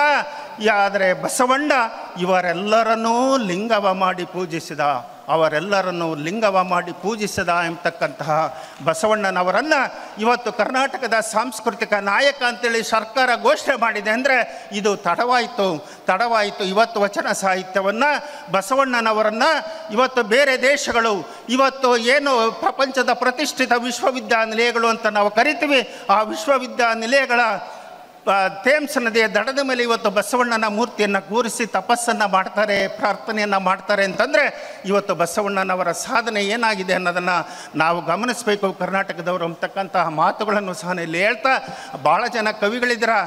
ಈ ವಚನಕಾರರ ಗ್ವಾದ್ಯಗಳಲ್ಲಿ ಬಹಳಷ್ಟು ಮೇವಿದೆ. ವಚನಕಾರರ ಗ್ವಾದ್ಯ ಅಂದರೆ ಗೊತ್ತಾಗ್ತದೆ, ಅವರ ದನಗಳ ಕೊಟ್ಟಿಗೆಯಲ್ಲಿ, ಆ ದೋಣಿಗಳಲ್ಲಿ ಬಹಳಷ್ಟು ಮೇವಿದೆ. ಆ ಮೇವನ್ನು ಬಳಕೆ ಮಾಡಿಕೊಳ್ಳ್ರಿ, ಆ ಸಾಹಿತ್ಯದ ಮೇವನ್ನು ಬಳಕೆ ಮಾಡಿಕೊಳ್ಳ್ರಿ ಅಂತೇಳಿ ಹೇಳ್ಕೊಳ್ತಾ, ನಮ್ಮ ಮಕ್ಕಳಿಗೆ ಸಂಸ್ಕಾರವನ್ನು ಕಲಿಸಿದರೆ ಅವರು ನಮಗೆ ಮುಂದೆ ಆಧಾರವಾಗ್ತಾರೆ. ಅವರಿಗೆ ವಚನ ಸಂಸ್ಕಾರಗಳನ್ನು ಕಲಿಸ್ತಾ ಇದ್ದರೆ ಅವರು ನಮಗೆ ವೃದ್ಧಾಶ್ರಮಕ್ಕೆ ಕಳಿಸ್ತಾರೆ ಅಂತಕ್ಕಂಥ ಒಂದು ಮಾತನ್ನು ಕೂಡ ಎಚ್ಚರಿಸ್ತಾ, ಮುಂದಿನ ನಮ್ಮ ಪೀಳಿಗೆಗೆ ಈ ಸಮಾಜದ ಕನಸು, ವಚನಕಾರರ ಮಾತುಗಳನ್ನು ತಿಳಿಸೋಣ ಅಂತಕ್ಕಂಥ ಮಾತುಗಳನ್ನು ಇಲ್ಲಿ ತಿಳಿಸಿ ನನ್ನ ಮಾತುಗಳನ್ನ ಮುಗಿಸ್ತಾ ಇದ್ದೀನಿ. ಸರ್ವರಿಗೂ ಶರಣು. ಬಸವಣ್ಣನ ತತ್ವಗಳು ಮತ್ತು ವಿಚಾರಧಾರೆಗಳು ಅಂದ್ರೆ ಹಾಗೆ ಕಡಲಿದ್ದ ಹಾಗೆ, ಅದನ್ನ ತಿಳ್ಕೊಂಡಿರುವಂಥದ್ದು ನಾವು ಕಡಲೆ ಥರ, ಅವರು ಕಡಲು ನಾವು ಕಡಲೆ. ಆ ರೀತಿಯಾಗಿ ಒಂದು ಪ್ರಾಸ್ತಾವಿಕ ನುಡಿಯನ್ನು ಹಾಡಿದಂಥ ನಮ್ಮ ನಿಕಟಪೂರ್ವ ಅಧ್ಯಕ್ಷರಾದಂಥ ಚನ್ನಬಸಪ್ಪ ಸರ್ ಅವರು ಪರಮ ಪೂಜ್ಯರಿಂದ ಹಾಗೂ ನಮ್ಮ ಸಾಹಿತ್ಯ ಪರಿಷತ್ತಿನ ಅಧ್ಯಕ್ಷರಿಂದ ಗೌರವವನ್ನು ಸ್ವೀಕರಿಸಬೇಕಾಗಿ ಅವರಲ್ಲಿ ಕೋರಿಕೆ. ಈಗ ಈ ಒಂದು ವಿಶೇಷ ಚಿಂತನ ಒಂದು ಗೋಷ್ಠಿಯನ್ನು, ಒಂದು ಸಾನ್ನಿಧ್ಯವನ್ನು ವಹಿಸ್ತಿರುವಂಥ ಪರಮ ಪೂಜ್ಯ ಶ್ರೀ ಯೋಗಾನಂದ ಮಹಾಸ್ವಾಮೀಜಿಗಳು, ಶ್ರೀ ಗುರು ಸಿದ್ಧಾಶ್ರಮ ಯಲವಟ್ಟಿ ಅವರು ಬಸವಣ್ಣನವರ ಚಿಂತನೆ ಬಗ್ಗೆ ಆಶೀರ್ವಚನವನ್ನು ಆಡಬೇಕಾಗಿ ಅವರಲ್ಲಿ ಭಕ್ತಿಪೂರ್ವಕವಾದಂಥ ಕೋರಿಕೆ. ಹಲವು ಮಾತೇನು ನೀನೊಲಿದು ಪಾದವನಿಟ್ಟ ನೆಲವೇ ಸುಕ್ಷೇತ್ರ, ಜಲವೇ ಪಾವನ ತೀರ್ಥ, ಸುಲಭ ಶ್ರೀ ಗುರುವೇ ಕೃಪೆಯಾಗು. ದಾವಣಗೆರೆ ಜಿಲ್ಲೆ ಹರಿಹರದಲ್ಲಿ 13ನೇ ಕನ್ನಡ ಸಾಹಿತ್ಯ ಸಮ್ಮೇಳನದ ಸಾಂಸ್ಕೃತಿಕ ನಾಯಕರಾಗಿ ವಿಶ್ವಗುರು ಬಸವಣ್ಣ ಅಂತಕ್ಕಂಥ ಗೋಷ್ಠಿಯ ದಿವ್ಯ ಸಾನ್ನಿಧ್ಯವನ್ನು ವಹಿಸಿ ತಮ್ಮೆಲ್ಲರಿಗೂ ಕೂಡ ದರ್ಶನ ಆಶೀರ್ವಚನ ನೀಡಲು ಆಗಮಿಸಿರ್ತಕ್ಕಂಥ ಪರಮ ಪೂಜ್ಯ ಶ್ರೀ ವಚನಾನಂದ ಮಹಾಸ್ವಾಮೀಜಿಯವರ ಚರಣಾರವಿಂದಗಳಂಥ ಭಕ್ತಿಪೂರ್ವಕ ಪ್ರಣಾಮ ಅರ್ಪಿಸಿ, ಹಾಗೂ ಪರಮ ಪೂಜ್ಯ ಶ್ರೀ ವಾಲ್ಮೀಕಿ ಪ್ರಸನ್ನಾನಂದ ಮಹಾಸ್ವಾಮೀಜಿಯವರ ಚರಣಾರವಿಂದಗಳಂಥ ಭಕ್ತಿಪೂರ್ವಕ ಪ್ರಣಾಮಗಳನ್ನು ಅರ್ಪಿಸಿ, ಈ ಒಂದು ವೇದಿಕೆಯಲ್ಲಿ ಉಪಸ್ಥಿತರಿರ್ತಕ್ಕಂಥ ಅಧ್ಯಕ್ಷರಾಗಿರ್ತಕ್ಕಂಥ ಬಿ ವಾಮದೇವಪ್ಪನವರೇ ಹಾಗೂ ಸಿ ಪಾಟೀಲ್ರವರೇ, ಡಾಕ್ಟರ್ ಮಹೇಶ್ ಜೋಶಿಯವರೇ ಹಾಗೂ ಈ ಒಂದು ಸಭೆಯಲ್ಲಿ ಉಪಸ್ಥಿತಕ್ಕಂಥ ಎಲ್ಲ ಕನ್ನಡ ಅಭಿಮಾನಿಗಳೇ ಹಾಗೂ ಎಲ್ಲ ಶರಣೆಯರೇ, ಇದು ಪರ್ಯಂತರವಾಗಿ ಪ್ರಾಸ್ತಾವಿಕವಾಗಿ ವಿಶ್ವಗುರು ಬಸವಣ್ಣನವರ ಬಗ್ಗೆ ಬಹಳ ಸವಿಸ್ತಾರವಾಗಿ ಹೇಳ್ಕೊಂಡು ಬಂದರು. ಬಸವಣ್ಣನವರು ಇವತ್ತು ಕರ್ನಾಟಕ ಸರ್ಕಾರ ಬಸವಣ್ಣನವರಿಗೆ ಸಾಂಸ್ಕೃತಿಕ ನಾಯಕ ಅಂತಕ್ಕಂಥ ಬಿರುದನ್ನು ಕೊಟ್ಟು ಗೌರವಿಸಬೇಕಾದರೆ ಅದರ ಹಿಂದೆ ಸಾಕಷ್ಟು ಶ್ರಮ ಇದೆ ಅಂತ ತಿಳ್ಕೊಂಡು. ಯಾಕಂದರೆ ಬಸವಣ್ಣವರು ಯಾವ ಜಾತಿ ಮತ ಭೇದವಿಲ್ಲದೆ ಕಲ್ಯಾಣದಲ್ಲಿ 196 ಗಣಗಳಿಗೆ ನಿತ್ಯ ಅನ್ನಪ್ರಸಾದವನ್ನು ಕೊಡುವುದರ ಮುಖಾಂತರ ಜ್ಞಾನದ ದಾಸೋಹವನ್ನು ಕೊಟ್ಟು ಅವರನ್ನು ಸಮಾಜದಲ್ಲಿ ಒಂದು ಗೌರವಿತವಾಗಿಸ್ತಕ್ಕಂಥ ಸ್ಥಾನವನ್ನು ಕೊಟ್ಟಿರ್ತಕ್ಕಂಥವ್ರು ಯಾರು ಅಂದರೆ ವಿಶ್ವಗುರು ಬಸವಣ್ಣವರು ಅಂತ ತಿಳ್ಕೊಂಡು. ಯಾಕಂದರೆ ಬಸವಣ್ಣವರ ವಚನಗಳನ್ನು ನಾವು ನೋಡಿದಾಗ ಅವರು ಯಾವ ಮಟ್ಟದಲ್ಲಿ ವಚನ ಸಾಹಿತ್ಯವನ್ನು ನೋಡಿದಾಗ ಅವರು ಎಷ್ಟು ವಚನದಲ್ಲಿ ನಿಗೂಢವಾಗಿರ್ತಕ್ಕಂಥ ಅರ್ಥವನ್ನು ಇಟ್ಟಿದ್ದಾರೆ ಅಂತ ತಿಳ್ಕೊಂಡು. ಮೊದಲೇ ಹೇಳಿದರು ಸಪ್ತಶೀಲಗಳು ಅಂತ. ಕಳಬೇಡ, ಕೊಲಬೇಡ, ಹುಸಿಯ ನುಡಿಯಲು ಬೇಡ, ಇದಿರು ಅಳಿಯಲು ಬೇಡ, ತನ್ನ ಬಣ್ಣಿಸಬೇಡ. ನೋಡಿ, ಸಪ್ತಶೀಲಗಳು ಅಂತ ತಿಳ್ಕೊಂಡು. ಯಾಕಂದರೆ ಇಲ್ಲಿ ಯಾರು ಕೂಡ ಮೇಲೂ ಇಲ್ಲ ಕೀಳು ಇಲ್ಲ, ಎಲ್ಲರೂ ಕೂಡ ಸರಿಸಮಾನವಾಗಿ ಈ ಸಮಾಜದಲ್ಲಿ ಬದುಕಬೇಕು ಅಂತಕ್ಕಂಥ ಒಂದು ಉದ್ದೇಶವನ್ನು ಇಟ್ಟುಕೊಂಡು ಎಲ್ಲರನ್ನೂ ಕೂಡ ಸರಿಸಮಾನವಾಗಿ ನೋಡಿರ್ತಕ್ಕಂಥವ್ರು ಯಾರು, ಮೇಲು ಕೀಳು ಅನ್ನೋದೇ ಸರಿಸಮಾನವಾಗಿ ನೋಡಿರ್ತಕ್ಕಂಥವ್ರು ಯಾರಪ್ಪ ಅಂದರೆ ವಿಶ್ವಗುರು ಬಸವಣ್ಣವರು ಅಂತ ತಿಳ್ಕೊಂಡು. ಅಲ್ಲಿ ಹೇಳ್ತಾ ಇದ್ದಾರೆ ಅವರು, ನಾದಪ್ರಿಯ ಶಿವನೆಂಬರು ನಾದಪ್ರಿಯನಲ್ಲ ನಮ್ಮ ಶಿವನು, ವೇದಪ್ರಿಯ ಶಿವನೆಂಬರು ವೇದಪ್ರಿಯನಲ್ಲ ನಮ್ಮ ಶಿವನು, ನಾದವ ಮಾಡಿದ ರಾವಣನಿಗೆ ಅರೆ ಆಯುಷ್ಯ ಆಯಿತು, ವೇದವ ನೋದಿದ ಬ್ರಹ್ಮನ ಶಿರ ಹೋಯಿತು, ನಾದಪ್ರಿಯನೂ ಅಲ್ಲ ವೇದಪ್ರಿಯನೂ ಅಲ್ಲ, ಭಕ್ತಿಪ್ರಿಯ ನಮ್ಮ ಕೂಡಲ ಸಂಗಮ ದೇವ ಅಂತಕ್ಕಂಥ ಬಸವಣ್ಣವರು ಹೇಳಿದ ಹಾಗೆ ಅವ್ರು ಏನಪ್ಪ ಅಂತಂದ್ರೆ ಭಗವಂತ ಅಥವಾ ಕೂಡಲ ಸಂಗಮ ಏನನ್ನು ಅಪೇಕ್ಷೆ ಪಡ್ತಾನಪ್ಪ ಅಂದ್ರೆ ನಮ್ಮಲ್ಲಿರ್ತಕ್ಕಂಥ ಧನ ಕನಕ ವಸ್ತು ವಾಹನಾದಿಗಳನ್ನ ಅಪೇಕ್ಷೆ ಪಡೋದಿಲ್ಲ. ಅವನು ನಮ್ಮಲ್ಲಿರ್ತಕ್ಕಂಥ ಅನನ್ಯವಾಗಿರ್ತಕ್ಕಂಥ ಭಕ್ತಿಯನ್ನೇ ಅಪೇಕ್ಷೆ ಪಡ್ತಾನೆ ಅಂತ ತಿಳ್ಕೊಂಡು ಭಕ್ತಿ ಭಂಡಾರಿ ಬಸವಣ್ಣ ಅಂತಕ್ಕಂಥ ಬಿರುದನ್ನು ಪಡೆದಿರ್ತಕ್ಕಂಥವ್ರು ಯಾರಪ್ಪ ಅಂದ್ರೆ ವಿಶ್ವಗುರು ಬಸವಣ್ಣವರು ಅಂತ ತಿಳ್ಕೊಂಡು. ಯಾಕಂದರೆ ಪ್ರತಿಯೊಬ್ಬರು ಕೂಡ ನಮಗೆ ಏನು ಬೇಕು, ಮುಖ್ಯವಾಗಿ ಸಂಸ್ಕಾರ ಅಂತಕ್ಕಂಥದ್ದು ಬೇಕು, ಭಕ್ತಿ ಅಂತಕ್ಕಂಥದ್ದು ಬೇಕು. ಭಕ್ತಿ ಇದ್ದಾಗ ಸಂಸ್ಕಾರ ಅಂತ ಇದ್ದಾಗ ಇಂಥ ವಚನಗಳು ಹುಟ್ಟಾಕಲಿಕ್ಕೆ ಸಾಧ್ಯ, ಅಂತ ವಚನಗಳು ನಮ್ಮ ಬಾಯಿಂದ ಬರಲಿಕ್ಕೆ ಸಾಧ್ಯ. ನಮಗೆ ಸಂಸ್ಕಾರನೇ ಇಲ್ಲ, ಭಕ್ತಿನೇ ಇಲ್ಲ ಅಂತಂದರೆ ವಚನಗಳು ನಮ್ಮಲ್ಲಿ ಬರೋದಕ್ಕೆ ಸಾಧ್ಯ ಇಲ್ಲ ಅಂತ ತಿಳ್ಕೊಂಡು. ಅದಕ್ಕೆ ಇಲ್ಲಿ ಏನು ಮಾಡಿದ್ರು ಬಸವಣ್ಣವರು ಅಂದ್ರೆ ಭಕ್ತಿಗೆ ಶ್ರೇಷ್ಠವಾಗಿರ್ತಕ್ಕಂಥ ಪ್ರಾಮುಖ್ಯತೆಯನ್ನು ಕೊಟ್ಟರು. ಭಕ್ತಿನೇ ನಮ್ಮನ್ನೇನು ಮಾಡೋದು ರಕ್ಷಣೆ ಮಾಡ್ತದೆ ಅಂತ ತಿಳ್ಕೊಂಡು. ಅದಕ್ಕೆ ಇಲ್ಲಿ ಹೇಳಿದ್ರು, ನೀನು ಒಲಿದರೆ ಕೊರಡು ಕೊನರುವುದಯ್ಯ, ನೀನು ಒಲಿದರೆ ಬರಡು ಹಯನುವುದಯ್ಯ, ನೀನು ಒಲಿದರೆ ವಿಷವು ಅಮೃತ ಹೋದಯ್ಯ, ನೀನು ಒಲಿದರೆ ಸಕಲ ಪಡಿ ಪದಾರ್ಥವು ಇದರಲ್ಲಿರ್ಪೋ ನೋಡು ಕೂಡ ಸಂಗಮ ದೇವ ಅಂತಕ್ಕಂಥ ವಚನವನ್ನು ಕೂಡ ಹೇಳಿದರು. ಯಾಕಂದರೆ ಎಲ್ಲವನ್ನು ನಾವು ಏನು ಮಾಡಬೇಕು, ಭಗವಂತನಿಗೆ ಅರ್ಪಣೆ ಮಾಡಬೇಕು. ಅವರು ಸಾಕಷ್ಟು ವಚನಗಳನ್ನು ಮಾಡಿದರು. 196 ಗಣಗಳಿಗೆ ಪ್ರಸಾದವನ್ನು ಕೊಡ್ತಾ ಇದ್ದರೂ ಕೂಡ ನಾ ಇಷ್ಟೆಲ್ಲ ಗಣಗಳಿಗೆ ಪ್ರಸಾದ ಕೊಡ್ತೇನೆ ಅಂತ ಒಂದು ಸಣ್ಣ ಅಹಂಕಾರ ಬಂದದ್ದನ್ನು ಯಾರು ಅದನ್ನು ಪರಿಹಾರ ಮಾಡಿದ್ರು ಅಂದರೆ ಅಲ್ಲಮ ಪ್ರಭುಗಳು ಪರಿಹಾರ ಮಾಡಿದರು. ಯಾಕಂದರೆ ಅಹಂಕಾರ ಅಂತಕ್ಕಂಥದ್ದು ಬಹಳ ಕೆಟ್ಟ ಅಂತ ತಿಳ್ಕೊಂಡು ಎಲ್ಲವನ್ನು ಕೂಡ ಭಗವಂತನಿಗೆ ಅರ್ಪಣೆ ಮಾಡಬೇಕು. ಗುರುವೇ ಎಲ್ಲದೂ ನೀನೇ ಅಂತ ತಿಳ್ಕೊಂಡು ಯಾರು ಬಸವಣ್ಣವರು ಕೂಡಲ ಸಂಗಮನಾಥರಿಗೆ ಶರಣಾಗತರಾದರೂ ಅವರಿಗೇನಾಯ್ತಪ್ಪ ಅಂದ್ರೆ ಭಕ್ತಿಯಿಂದ ಶರಣಾಗತರಾದರೂ ಎಲ್ಲ ಗಣಗಳು ಕೂಡ ಏನೋ ತೃಪ್ತಿ ಪಟ್ಟದ್ದು ಅಂತ. ಅದಕ್ಕೆ ಅವನ ಒಲಿಮೆ ಅಂತಕ್ಕಂಥದ್ದು ಬಹಳ ಮುಖ್ಯವಾಗಿ ಬೇಕಂತ ತಿಳ್ಕೊಂಡು. ನೀನು ಒಲಿದರೆ ಕೊರಡು ಕೊನರುವುದಯ್ಯ, ಹೇ ಭಗವಂತ ನಿನ್ನ ಒಲಿಮೆ ಆಯ್ತು, ನಿನ್ನ ಕೃಪೆ ಆಯ್ತಪ್ಪ ಅಂದ್ರೆ ಎಂಥ ಒಣ ಮರವು ಕೂಡ ಏನಾಕತ್ತಂತ ಚಿಗುರೊಳಿದೆ.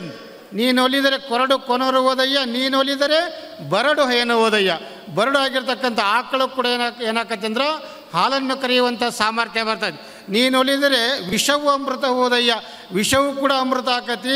ನೀನು ಒಲಿದರೆ ಸಕಲ ಪಡಿ ಪದಾರ್ಥ ನೀನೇನು ಅಪೇಕ್ಷೆ ಪಡ್ತೀಯ ಎಲ್ಲವೂ ಕೂಡ ನಿನ್ನ ಇದರಲ್ಲಿರ್ಪವು ಕೂಡ ಸಂಗಮದೇವ ಅಂತಕ್ಕಂಥ ಮಾತನ್ನು ಬಸವಣ್ಣ ತಮ್ಮ ವಚನದಲ್ಲಿ ಹೇಳಿದ್ದಾರೆ. ಆ ರೀತಿಯಾಗಿ ನಾವು ಭಗವಂತನಿಗೆ ಅಥವಾ ಭಗವಂತನಿಗೆ ಗುರುಗಳಿಗೆ ಶರಣಾಗತರಾದ ಎಲ್ಲವನ್ನು ಕೂಡ ಅವರಿಗೆ ಅರ್ಪಣೆ ಮಾಡಿದಾಗ ಎಲ್ಲವೂ ಕೂಡ ಆಗಲಿಕ್ಕೆ ಸಾಧ್ಯ ಅಂತ ತಿಳ್ಕೊಂಡು ಅದಕ್ಕೆ ಪ್ರತಿಯೊಬ್ಬ ಜೀವಿ ನಾವೇನು ಮಾಡ್ತಾ ಇದ್ದೀವಿ, ಸುಖವನ್ನೇ ಬಯಸ್ತೀವಿ, ಯಾರು ಕೂಡ ದುಃಖವನ್ನು ಬಯಸೋದಿಲ್ಲ. ಪ್ರತಿಯೊಬ್ಬರು ಜೀವಿಯೂ ಕೂಡ ಹುಟ್ಟಿಗಿರ್ತಕ್ಕಂಥ ಮಾನವ ಸುಖವನ್ನೇ ಬಯಸ್ತಾನ, ಆದರೆ ಕಷ್ಟವನ್ನು ಯಾರೂ ಬಯಸೋದಿಲ್ಲ. ಆದರೆ ಸುಖ ಕೊಡುವುದು ಯಾವುದು ಅಂತಕ್ಕಂಥದ್ದು ಮೊದಲು ನಮಗೆ ಗೊತ್ತಿಲ್ಲ. ಅದಕ್ಕೆ ನಮ್ಮ ಪರಿಸ್ಥಿತಿ ಹೇಗಾಗಿದೆ ಅಂದರೆ ಬಸಕ ಎಲವಿನೋಳ್ ರಮೆ ಇಪ್ಪಂತೆ ಹೆಂಗಾಗಿದೆ ನಮ್ಮ ಬದುಕು ಅಂತಕ್ಕಂಥದ್ದು. ಈ ಸಮಾಜದಲ್ಲಿ ನಮ್ಮ ಬದುಕು ಹೇಗಿದೆ ಅಂದರೆ ಬಸಕ ಎಲವಿನೋಳ್ ರಮೆ ಇಪ್ಪಂತೆ ಅಂತ. ಯಾಕಂದರೆ ಒಂದು ನಾಯಿ ಇರ್ತೈತಿ, ನಾಯಿ ಏನು ಮಾಡ್ತೈತಿ, ಒಂದು ಒಣ ಎಲ ಅಥವಾ ಕಚ್ಕೊಂಡು ಏನು ಮಾಡ್ತೈತಿ, ಒಂದು ಬಣವಿ ಸಂಧ್ಯಾ ಹೋಗಿ ಕುತ್ಕೊಂಡು ಅದನ್ನು ಕಟ ಅಂತ ಕಡಿತಾ ಇರ್ತೈತಿ. ಕಡ್ದು ಅದೇನಾಗ್ತೈತಿ, ಒಣ ಇಲ್ಲ, ಅದರಲ್ಲಿ ಏನೂ ಕೂಡ ಸ್ವಾದ ಇಲ್ಲ, ರಸ ಇಲ್ಲ. ತನ್ನ ವಸುಡೆ ಗಾಯ ಆಗಿ ತನ್ನ ರಕ್ತವೇ ತನ್ನ ನಾಲಿಗೆಯ ಮೇಲೆ ಬಿದ್ದಾಗ ಇದೇ ರುಚಿ ಅಂತ ತಿಳ್ಕೊಂಡು ಹೆಂಗೆ ಅದನ್ನು ಭ್ರಮಿಸೈತಿ, ಹಾಗೆ ನಾವು ಕೂಡ ಏನು ಮಾಡಿದೇವಿ, ಈ ಕಾಣ್ತಕ್ಕಂಥ ಪ್ರಪಂಚನೇ ಏನೋ ಸತ್ಯ, ಶಬ್ದ ಸ್ಪರ್ಶ ರೂಪ ರಸ ಗಂಧ ವಿಷಯಾದಿಗಳ ಸತ್ಯ ಅಂತ ತಿಳ್ಕೊಂಡು ಅವೇ ನಮಗೆ ಸುಖವನ್ನು ಕೊಡುವಂತ ತಿಳ್ಕೊಂಡು ಅವನ್ನ ಬೆನ್ನತ್ತಿ ಹೋಗಿದ್ದೇವಲ್ಲ, ಅದರಿಂದ ಯಾವ ಸುಖ ಇಲ್ಲಪ್ಪ. ಇನ್ನು ನಿಜವಾಗಿರ್ತಕ್ಕಂಥ ಸುಖ ಬೇಕಪ್ಪ ಅಂದ್ರೆ ನೀ ಯಾರಿಗೆ ಶರಣಾಗತಾಗಬೇಕು, ಭಗವಂತನಿಗೆ ಶರಣಾಗತಾಗಬೇಕು, ಗುರುವಿಗೆ ಶರಣಾಗತಾಗಬೇಕು, ವಚನಗಳ ಏನು ಸಾಹಿತ್ಯದ ಮೊರೆ ಹೋಗಬೇಕು. ಅಂದಾಗ ಮಾತ್ರ ನಿನಗೆ ಸುಖ ಅಂತಕ್ಕಂಥ ಸಿಗ್ತತಿ, ಇಲ್ಲಾಂದರೆ ಸುಖ ಅಂತಕ್ಕಂಥ ಸಿಗೋದಿಲ್ಲ ಅಂತ ತಿಳ್ಕೊಂಡು ಬಸವಣ್ಣ ಕನ್ನಡದಲ್ಲಿ ಅನೇಕ ವಚನಗಳನ್ನು ಬರೆಯುವುದರ ಮುಖಾಂತರ ನಮ್ಮ ಕನ್ನಡದ ಸಾಮರ್ಥ್ಯವನ್ನು ಹೆಚ್ಚಿಸತಕ್ಕಂಥ ಕೀರ್ತಿ ಯಾರಿಗೆ ಸಲ್ತತಿ ಅಂದರೆ ಬಸವಣ್ಣವ್ರಿಗೆ ಸಲ್ತತಿ. ಅನೇಕರಾದರು, ಬಸವಣ್ಣವರಷ್ಟೇ ಅಲ್ಲ, ಕನ್ನಡದಲ್ಲಿ ಅನೇಕ ಗದ್ಯಗಳನ್ನು ಬರೆದಿರ್ತಕ್ಕಂಥ ಶ್ರೇಷ್ಠವಾಗಿರ್ತಕ್ಕಂಥ ಕವಿಗಳದಾರ. ಅವೆಲ್ಲವೂ ಕೂಡ ಗ್ರಂಥಗಳು ನಮಗೆ ಗೊತ್ತಿಲ್ಲ. ನಿಮಗೆ ಗೊತ್ತಿರಬೇಕು, ಶ್ರೀಮನ್ ನಿಜಗುಣ ಶಾಸ್ತ್ರ ಅಂತಕ್ಕಂಥ ಒಂದಿದೆ ಅದ್ವೈತದಲ್ಲಿ. ಅದು ಯಾವುದಪ್ಪ ಅಂದರೆ ಕೈವಲ್ಯ ಪದ್ಧತಿ ಅಂತಕ್ಕಂಥ ಗ್ರಂಥ. ಅದರಲ್ಲಿ ಕೂಡ ಕನ್ನಡದಲ್ಲಿ ಸಾಕಷ್ಟು ನಿಗೂಢವಾಗಿರ್ತಕ್ಕಂಥ ಅರ್ಥವನ್ನು ಇಟ್ಟುಕೊಂಡು ಪದ್ಯಗಳನ್ನು ಕೂಡ ರಚನೆ ಮಾಡಿದರು. ಅಲ್ಲಿ ಮೊದಲು ಹೇಳ್ತಾರೋ, ಶ್ರೀ ಗುರು ವಚನೋಪದೇಶವನ್ನಾಲಿಸಿದಾಗಳಹುದು ನರರಿಗೆ ಮುಕುತಿ ಅಂತಕ್ಕಂಥ ಎಷ್ಟು ಚೆಂದ ನೋಡಿ, ಕನ್ನಡದಲ್ಲಿ ಎಷ್ಟು ಸ್ಪಷ್ಟವಾಗಿ ಹೇಳ್ತಾ ಇದ್ದಾರೆ. ಶ್ರೀಗುರು ವಚನೋಪದೇಶವನ್ನಾಲಿಸಿದಾಗಳಹುದು ನರರಿಗೆ ಮುಕುತಿ, ದುರಿತ ಕರ್ಮವನ್ನೊಲ್ಲದಿರು ಪುಣ್ಯವನ್ನೇ ಮಾಡು, ಹರನಡಿವಿಡಿ ಶಾಂತರೊಡನಾಡು, ಕರುಣವಿರಲಿ ಜೀವರುಳು ನೀತಿವಿಧನಾಗು, ಪೊರೆ ಪೋರ್ತಿದರನೆಂದು ಬೆಸಸುವ ನಿಂದಿಸಿ ನುಡಿಯದಿರಾರನು. ನೋಡಿ ಎಷ್ಟು ಚೆನ್ನಾಗಿ ಹೇಳಿದ್ರೆ. ಅವೆಲ್ಲವನ್ನು ಕೂಡ ನಾವು ಅರ್ಥ ಮಾಡಿಕೊಂಡ್ರೆ ಸಾಕು, ನಮ್ಮ ಜೀವನ ಅಂತಕ್ಕಂಥದ್ದು ಸಾರ್ಥಕವಾಗಿರ್ತಕ್ಕಂಥ ಜೀವನ ಆಕತಿ. ನಮ್ಮಲ್ಲಿ ಎಲ್ಲ ಏನಾಗಿಬಿಟ್ಟವಪ್ಪ ಅಂದ್ರೆ ರಾಗ ದ್ವೇಷಗಳು ತುಂಬಿಕೊಂಡು ಅವು ಬೇರೆ ಇವನು ಬೇರೆ ಅಂತಕ್ಕಂಥದ್ದನ್ನು ತಿಳ್ಕೊಂಡು ನಾವೆಲ್ಲ ದುಃಖಿಗಳಾಗಿದ್ದೀವಿ. ಯಾವಾಗ ನಾವೆಲ್ಲರೂ ಒಂದೇ ಅಂತಕ್ಕಂಥ ಸರಿಸಮಾನವಾಗಿರ್ತಕ್ಕಂಥ ಭಾವನೆ ಬರೋದಿಲ್ಲ, ಅಲ್ಲಿವರೆಗೆ ನಮಗೆ ಶಾಶ್ವತವಾಗಿರ್ತಕ್ಕಂಥ ಸುಖ ಅಂತಕ್ಕಂಥದ್ದು ಸಿಗೋದಿಲ್ಲ.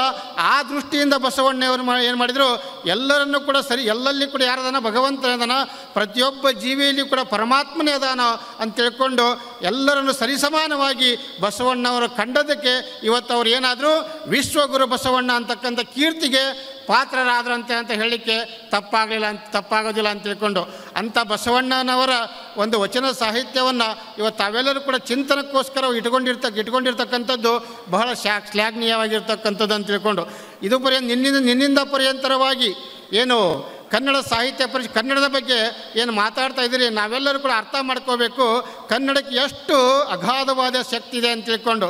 ನಾವೆಲ್ಲ ಏನು ಮಾಡಿಬಿಟ್ಟು ಕನ್ನಡ ಅಂದ ತಕ್ಷಣ ಅದೊಂದು ಕೀಳು ಅಂತಕ್ಕಂಥ ಭಾವನೆ ನಮಗೆ ಬಂದುಬಿಡೋದು. ಯಾಕಂದರೆ ಇಂಗ್ಲೀಷ್ ಮಾತಾಡಿದರೆ ಅಥವಾ ಹಿಂದಿ ಮಾತಾಡಿದರೆ ಅವನು ದೊಡ್ಡ ವ್ಯಕ್ತಿ, ಕನ್ನಡ ಮಾತಾಡಿದರೆ ಅವನೊಬ್ಬ ಸಣ್ಣ ವ್ಯಕ್ತಿ ಅಂತಕ್ಕಂಥ ಭಾವನೆ ಬಂದೈತಿ. ಇಲ್ಲೆಲ್ಲ ನಾವು ವಿಚಾರ ಮಾಡಿ ವೇದಿಕೆಯಲ್ಲಿ ಆಗಿರ್ಬೋದು ಹಾಗೂ ಈ ಸಭೆಯಲ್ಲಿ ಎಲ್ಲರೂ ಕೂಡ ಕನ್ನಡ ಅಭಿಮಾನಿಗಳಿದ್ದೀರಿ. ಆದರೆ ನಾವೇ ಅರ್ಥ ಮಾಡ್ಕೋಬೇಕು ಕನ್ನಡಕ್ಕೆ ನಾವು ಎಷ್ಟು ಬೆಲೆ ಕೊಡ್ತಾ ಇದ್ದೇವೆ ಅಂತ ತಿಳ್ಕೊಂಡು. ನಾವು ಒಂದು ಸಿಗ್ನೇಚರ್ ಮಾಡಬೇಕಾದ್ರೂ ಕೂಡ ನಾವು ಎದ್ರ ಸಿಗ್ನೇಚರ್ ಮಾಡ್ತಾವ್ರಿ, ಇವತ್ತು ಬ್ಯಾಂಕಿಗೆ ಹೋಗ್ರಿ, ಬ್ಯಾಂಕಲ್ಲಿ ಒಂದು ಚಾನಲ್ ತುಂಬಬೇಕಾದ್ರೆ ಅಥವಾ ಸಿಗ್ನೇಚರ್ ಮಾಡಬೇಕಾದ್ರೆ ನಾವು ಎದರಲ್ಲಿ ಸಿಗ್ನೇಚರ್ ಮಾಡ್ತೀವಿ, ಇಂಗ್ಲೀಷ್ನಲ್ಲಿ ಸಿಗ್ನೇಚರ್ ಮಾಡ್ತೀವಿ. ಯಾಕೆ ಕನ್ನಡದಲ್ಲಿ ಮಾಡ್ಬೋದಲ್ಲ, ಕನ್ನಡದಲ್ಲಿ ಮಾಡಿರಿ. ಯಾಕೆ ಕನ್ನಡದಲ್ಲಿ ಸಿಗ್ನೇಚರ್ ಮಾಡಿದ್ರೆ, ಕನ್ನಡದಲ್ಲಿ ನಾವು ಚಾನಲ್ ತುಂಬಿದರೆ ನಾವು ಸಣ್ಣವರು ಅಂತಕ್ಕಂಥ ಭಾವನೆ ನಮಗೆ ಬಂದೈತಿ. ಹಾಗಾದ್ರೆ ಕನ್ನಡಕ್ಕೆ ಏನಿಲ್ಲ, ಬೆಲೆ ಇಲ್ಲ ಅಂತಕ್ಕ ನಾವೇ ಏನು ಮಾಡ್ತಾಯಿದ್ದೀವಿ, ಸೃಷ್ಟಿ ಮಾಡ್ತಾಯಿದ್ದೀವಿ. ಅದಕ್ಕೋಸ್ಕರವಾಗಿ ಕನ್ನಡದ ಶ್ರೇಷ್ಠತೆ, ಕನ್ನಡದ ಪ್ರಾಮುಖ್ಯತೆ ಉಳಿಬೇಕಾದ್ರೆ ನಾವೇನು ಮಾಡಬೇಕು, ಎಲ್ಲ ನಮ್ಮ ಮರಿ ಮಕ್ಕಳಿಗೆ ಕೂಡ ನಾವು ಕೂಡ ಏನು ಮಾಡಬೇಕು, ಕನ್ನಡದ ಬಗ್ಗೆ ಹೆಚ್ಚಿನ ಅಭಿಮಾನ ಇಟ್ಟುಕೊಂಡು ನಾವು ಕನ್ನಡದಲ್ಲಿ ವ್ಯವಹಾರ ಮಾಡಿದರೆ ಇವತ್ತು ನೋಡಿ ಇಷ್ಟೆಲ್ಲ ಇಂಗ್ಲೀಷ್ ಸ್ಕೂಲ್ಗಳು ಎಲ್ಲೆಲ್ಲಿ ಕೂಡ ಏನಾಗಿದ್ದಾವೆ, ತಲೆ ಎತ್ತಿದಾವೆ. ಕನ್ನಡ ಸ್ಕೂಲ್ಗಳು, ಸರ್ಕಾರಿ ಕನ್ನಡ ಪ್ರಾಥಮಿಕ ಶಾಲೆಯಲ್ಲಿ ಬೆರಳ ಎಣಿಕೆಯಷ್ಟು ಮಕ್ಕಳದಾವೆ. ಇವತ್ತೆಲ್ಲ ಸಾಹಿತಿಗಳೆಲ್ಲ ಅದಿರಿ, ಸಾಹಿತಿಗಳ ಮಕ್ಕಳು ನೀವು ಕೂಡ ವಿಚಾರ ಮಾಡಿರಿ. ನಮ್ಮ ಮಕ್ಕಳು ಕೂಡ ಏನದಾವು, ಎಲ್ಲಿದಾವು ನಮ್ಮ ಮಕ್ಕಳು ಕೂಡ ಇಂಗ್ಲೀಷ್ ಮೀಡಿಯಂ ಸ್ಕೂಲ್ನದಾವು. ಇನ್ನು ಕನ್ನಡ ಅಭಿವೃದ್ಧಿ ಆಗಲಿ ಎಲ್ಲಿ ಆಕತಿ, ಆಗಕ್ಕೆ ಸಾಧ್ಯನೇ ಇಲ್ಲ. ನಾವು ಕನ್ನಡಕ್ಕೆ ಬೆಲೆಯನ್ನು ಕೊಟ್ಟಾಗ ನಮ್ಮ ಪರಿವಾರದವರೇನು ಬೆಲೆ ಕೊಡ್ತಾರೆ. ಅದಕ್ಕೋಸ್ಕರವಾಗಿ ಕನ್ನಡ ಉಳಿಸಬೇಕು, ಕನ್ನಡವನ್ನು ಬೆಳೆಸಬೇಕು. ಡಾಕ್ಟರ್ ರಾಜ್ಕುಮಾರ್ ಅವರು ಕನ್ನಡಕ್ಕೋಸ್ಕರವಾಗಿ ತಮ್ಮ ಜೀವನವನ್ನೇ ಕನ್ನಡಕ್ಕೋಸ್ಕರ ಮುಡಿಪಾಗಿಟ್ಟರು ಅಂತ ನಾವೆಲ್ಲರೂ ಕೂಡ ಆ ರೀತಿ ನಾವು ಕೂಡ ಕನ್ನಡಿಗರು, ಕನ್ನಡಕ್ಕೆ ನಾವು ಹೆಚ್ಚಿನ ಪ್ರಾಮುಖ್ಯತೆ ಕೊಡಬೇಕಂತ ಪ್ರತಿಜ್ಞೆ ಇವತ್ತೇ ನಾವು ಮಾಡಿದ್ದಕ್ಕರಿಯಾದ್ರೆ ಕನ್ನಡನ ಉಳಿಸ್ಲಿಕ್ಕೆ ಸಾಧ್ಯ, ಕನ್ನಡವನ್ನು ಬೆಳೆಸ್ಲಿಕ್ಕೆ ಸಾಧ್ಯ. ಇವತ್ತೆಲ್ಲ ನೀವು ಪೇಪರಲ್ಲಿ ನೋಡ್ತಿರ್ಬೋದು. ಇವತ್ತು ಬೆಳಗಾವಿ ಏನಾಗ್ತಾ ಇದೆ ರೀ, ಮಹಾರಾಷ್ಟ್ರಕ್ಕೆ ಸೇರ್ತಾ ಇದೆ. ಯಾಕೆ ಸೇರ್ತಾ ಇದೆ? ನಮಗೆ ಬೇರೆ ಬೇರೆ ಭಾಷೆಗಳ ಅಭಿಮಾನ ಇರೋದ್ರಿಂದ, ಕನ್ನಡದ ಬಗ್ಗೆ ಅಭಿಮಾನ ಇಲ್ಲದೇ ಇರೋದರಿಂದ ಇಂಥ ಎಲ್ಲ ಪರಿಸ್ಥಿತಿ ಬಂದಿದೆ. ಅದಕ್ಕೋಸ್ಕರ ಕನ್ನಡ ಉಳಿಬೇಕು, ಕನ್ನಡ ಬೆಳಿಬೇಕು, ಕನ್ನಡ ಇನ್ನೂ ಅಭಿವೃದ್ಧಿ ಹೊಂದಬೇಕು. ಯಾಕಂದರೆ ಹಿಂದಿನ ಎಲ್ಲ ವಚನಗಳನ್ನು ನೋಡಿದರೆ ಎಷ್ಟೊಂದು ಕನ್ನಡಕ್ಕೆ ಶ್ರೀಮಂತಿಕೆ ಇದೆ ಅಂತ ತಿಳ್ಕೊಂಡು ಎಷ್ಟು ಶ್ರೀಮಂತಿಕೆ ಇದೆ, ಅದು ಯಾವುದು ಕೂಡ ನಮಗೆ ಅರ್ಥ ಆಗ್ತಾ ಇಲ್ಲ. ನಾವು ಏನಾಗಿದೆ, ಪರರ ಒಂದು ಭಾಷೆಗೆ ಏನಾಗಿಬಿಟ್ಟಿದ್ದೇವೆ ಅಂದರೆ ಪ್ರೀತಿಗೆ ಪಾತ್ರರಾಗಿ ಅವುಗಳಲ್ಲೇ ನಾವೇನು ಮಾಡಿಬಿಟ್ಟೇವೆ, ಅವೇ ಹೆಚ್ಚು ಅಂತ ತಿಳ್ಕೊಂಡು ಕನ್ನಡವನ್ನು ತಿರಸ್ಕಾರ ಮಾಡೋದ್ರಿಂದ ನಮ್ಮ ಕನ್ನಡ ಅಂತಕ್ಕಂಥದ್ದು ಇಂಥ ಒಂದು ಸಣ್ಣ ಪರಿಸ್ಥಿತಿಗೆ ಒಳಗಾಗಿದೆ. ಅದಕ್ಕೋಸ್ಕರ ಕನ್ನಡದ ಹಿರಿಮೆ, ಕನ್ನಡದ ಒಲಮೆ ಹಾಗೂ ಕನ್ನಡದ ಪ್ರೀತಿ ವಾತ್ಸಲ್ಯ ನಾವು ಅಭಿಮಾನ ಬೆಳಿಬೇಕಾದ್ರೆ ನಾವು ಮೊದಲು ಏನು ಮಾಡಬೇಕು, ಕನ್ನಡವನ್ನು ಪ್ರೀತಿಸಬೇಕು. ಮೊದಲು ನಾವು ಕನ್ನಡ ಪ್ರೀತಿಸಬೇಕು. ನಾವು ಕನ್ನಡವನ್ನು ಪ್ರೀತಿಸಿದರೆ ನಾವು ಕರ್ನಾಟಕವನ್ನು ಪ್ರೀತಿಸಿದಂತೆ ಅಂತ ತಿಳ್ಕೊಂಡು ಆ ರೀತಿ ಎಲ್ಲ ಇವತ್ತು ಸೇರಿರ್ತಕ್ಕಂಥ ಕನ್ನಡ ಅಭಿಮಾನಿಗಳು ಹಾಗೂ ಎಲ್ಲ ಕನ್ನಡ ಸಾಹಿತಿಗಳು ನಾವೆಲ್ಲರೂ ಕೂಡ ಕನ್ನಡವನ್ನು ಬೆಳೆಸೋಣ, ಕನ್ನಡವನ್ನು ಉಳಿಸೋಣ. ಹಾಗೂ ಏನು ಇವತ್ತು ಬಸವಣ್ಣವರು, ವಿಶ್ವಗುರು ಬಸವಣ್ಣವರು ಕನ್ನಡದ ಸಾಂಸ್ಕೃತಿಕ ನಾಯಕ ಅಂತಕ್ಕಂಥ ಬಿರುದನ್ನು ಪಡ್ಕೊಂಡರಲ್ಲ, ಅವ್ರಿಗೆ ಗೌರವವನ್ನು ನಾವು ಸ್ವಲ್ಪ ಆದರೂ ಕೊಡಬೇಕಾದ್ರೆ ನಾವು ಕನ್ನಡದಲ್ಲಿ ವ್ಯವಹಾರವನ್ನು ಮಾಡುವುದನ್ನು ಇವತ್ತಿನಿಂದ ರೂಢಿಸ್ಕೊಳ ಅಂತ ತಿಳ್ಕೊಂಡು. ಇವತ್ತು ನಾವು ಬ್ಯಾಂಕಿಗೆ ಹೋಗ್ತೀವಿ, ಚೆನ್ನಾಗಿ ಇಂಗ್ಲೀಷ್ನಲ್ಲಿ ತುಂಬ್ತೇವೆ. ಯಾಕೆ ತುಂಬ್ತೇವೆ ಅಂದ್ರೆ ಅವನಿಗೆ ಓದಾಕೆ ಬರಲ್ಲ ಅಂತ ತಿಳ್ಕೊಂಡು. ಯಾಕೆ ಬರೋದಿಲ್ಲ, ನೀವು ತುಂಬ್ರಿ. ಹೀಗೆ ಎಲ್ಲರೂ ಕೂಡ ಅದನ್ನೇ ನೀವು ರೂಢಿ ಮಾಡಿಕೊಂಡ್ರೆ ಅಂದರೆ ಅವನು ಕೂಡ ಮತ್ತೇನಾಗಬೇಕಾಗತಿ, ಕನ್ನಡಿಗನೇ ಆಗಬೇಕಾಗತ್ತೆ. ಅದಕ್ಕೋಸ್ಕರವಾಗಿ ಅಂಥ ಒಂದು ಕನ್ನಡದ ಬಗ್ಗೆ ಅಭಿಮಾನ ಇಟ್ಕೊಂಡು ಬಸವಣ್ಣವರಿಗೆ ಕೂಡ ಗೌರವವನ್ನು ಕೊಡುವುದರ ಮುಖಾಂತರ ಅವರಿಗೆ ನಮನವನ್ನು ಅರ್ಪಿಸೋಣ ಅಂತ ತಿಳ್ಕೊಂಡು ಈ ಶುಭ ಸಂದರ್ಭದಲ್ಲಿ ಅರ್ಥ ಎಲ್ಲರಿಗೆ ಮತ್ತೊಮ್ಮೆ ನಮ್ಮ ಶುಭವನ್ನು ಕೋರ್ತಾ ನಮ್ಮ ವಾಣಿಗೆ ವಿರಾಮ. ಓಂ ಶಾಂತಿ.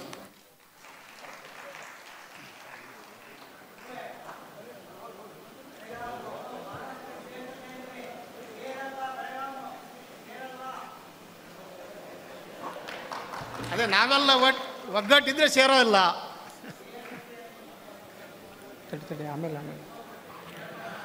ಕಾಯಕದಿಂದ ಬಂದಂತಹ ದಾಸೋಹವನ್ನು ತನಗಾಗಿ ಬಳಸುವುದರ ಜೊತೆಗೆ ಪರರಿಗೂ ಕೂಡ ಸಮಾಜಕ್ಕೂ ಕೂಡ ಮೀಸಲಿರಿಸಬೇಕು ಎನ್ನುವಂಥ ದಾಸೋಹದ ಸಿದ್ಧಾಂತವನ್ನು ಪ್ರತಿಪಾದಿಸಿದವರು ಬಸವಣ್ಣನವರು. ಅಂತ ಬಸವಣ್ಣವರ ಚಿಂತನೆ ಬಗ್ಗೆ ಆಶೀರ್ವಚನವನ್ನು ಮಾಡಿದಂಥ ಪರಮ ಪೂಜ್ಯ ಯಲವಟ್ಟಿಯ ಯೋಗಾನಂದ ಮಹಾಸ್ವಾಮೀಜಿ ಅವರಿಗೆ ಭಕ್ತಿಪೂರ್ವಕವಾದಂಥ ನಮನಗಳು. ಅವರಿಗೆ ಸಮ್ಮೇಳನದ ಪರವಾಗಿ ಗೌರವ. ನೀ ಮುನಿದರೆ ಶೂರ ಸೋಲುವನಯ್ಯ, ಸಾವಿರದ ತಾರೆಗಳ ಮಣ್ಣ ಹಣತೆಯ ಮಾಡಿ ಬೆಳಗುವಾಸೆ ಓ ಮಾಯಧಾರೆ.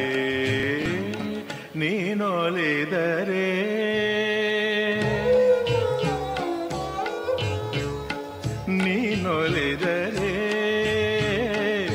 ಮುಗ ಹಾಡುವನಯ್ಯ, ನೀನೊಲಿದರೆ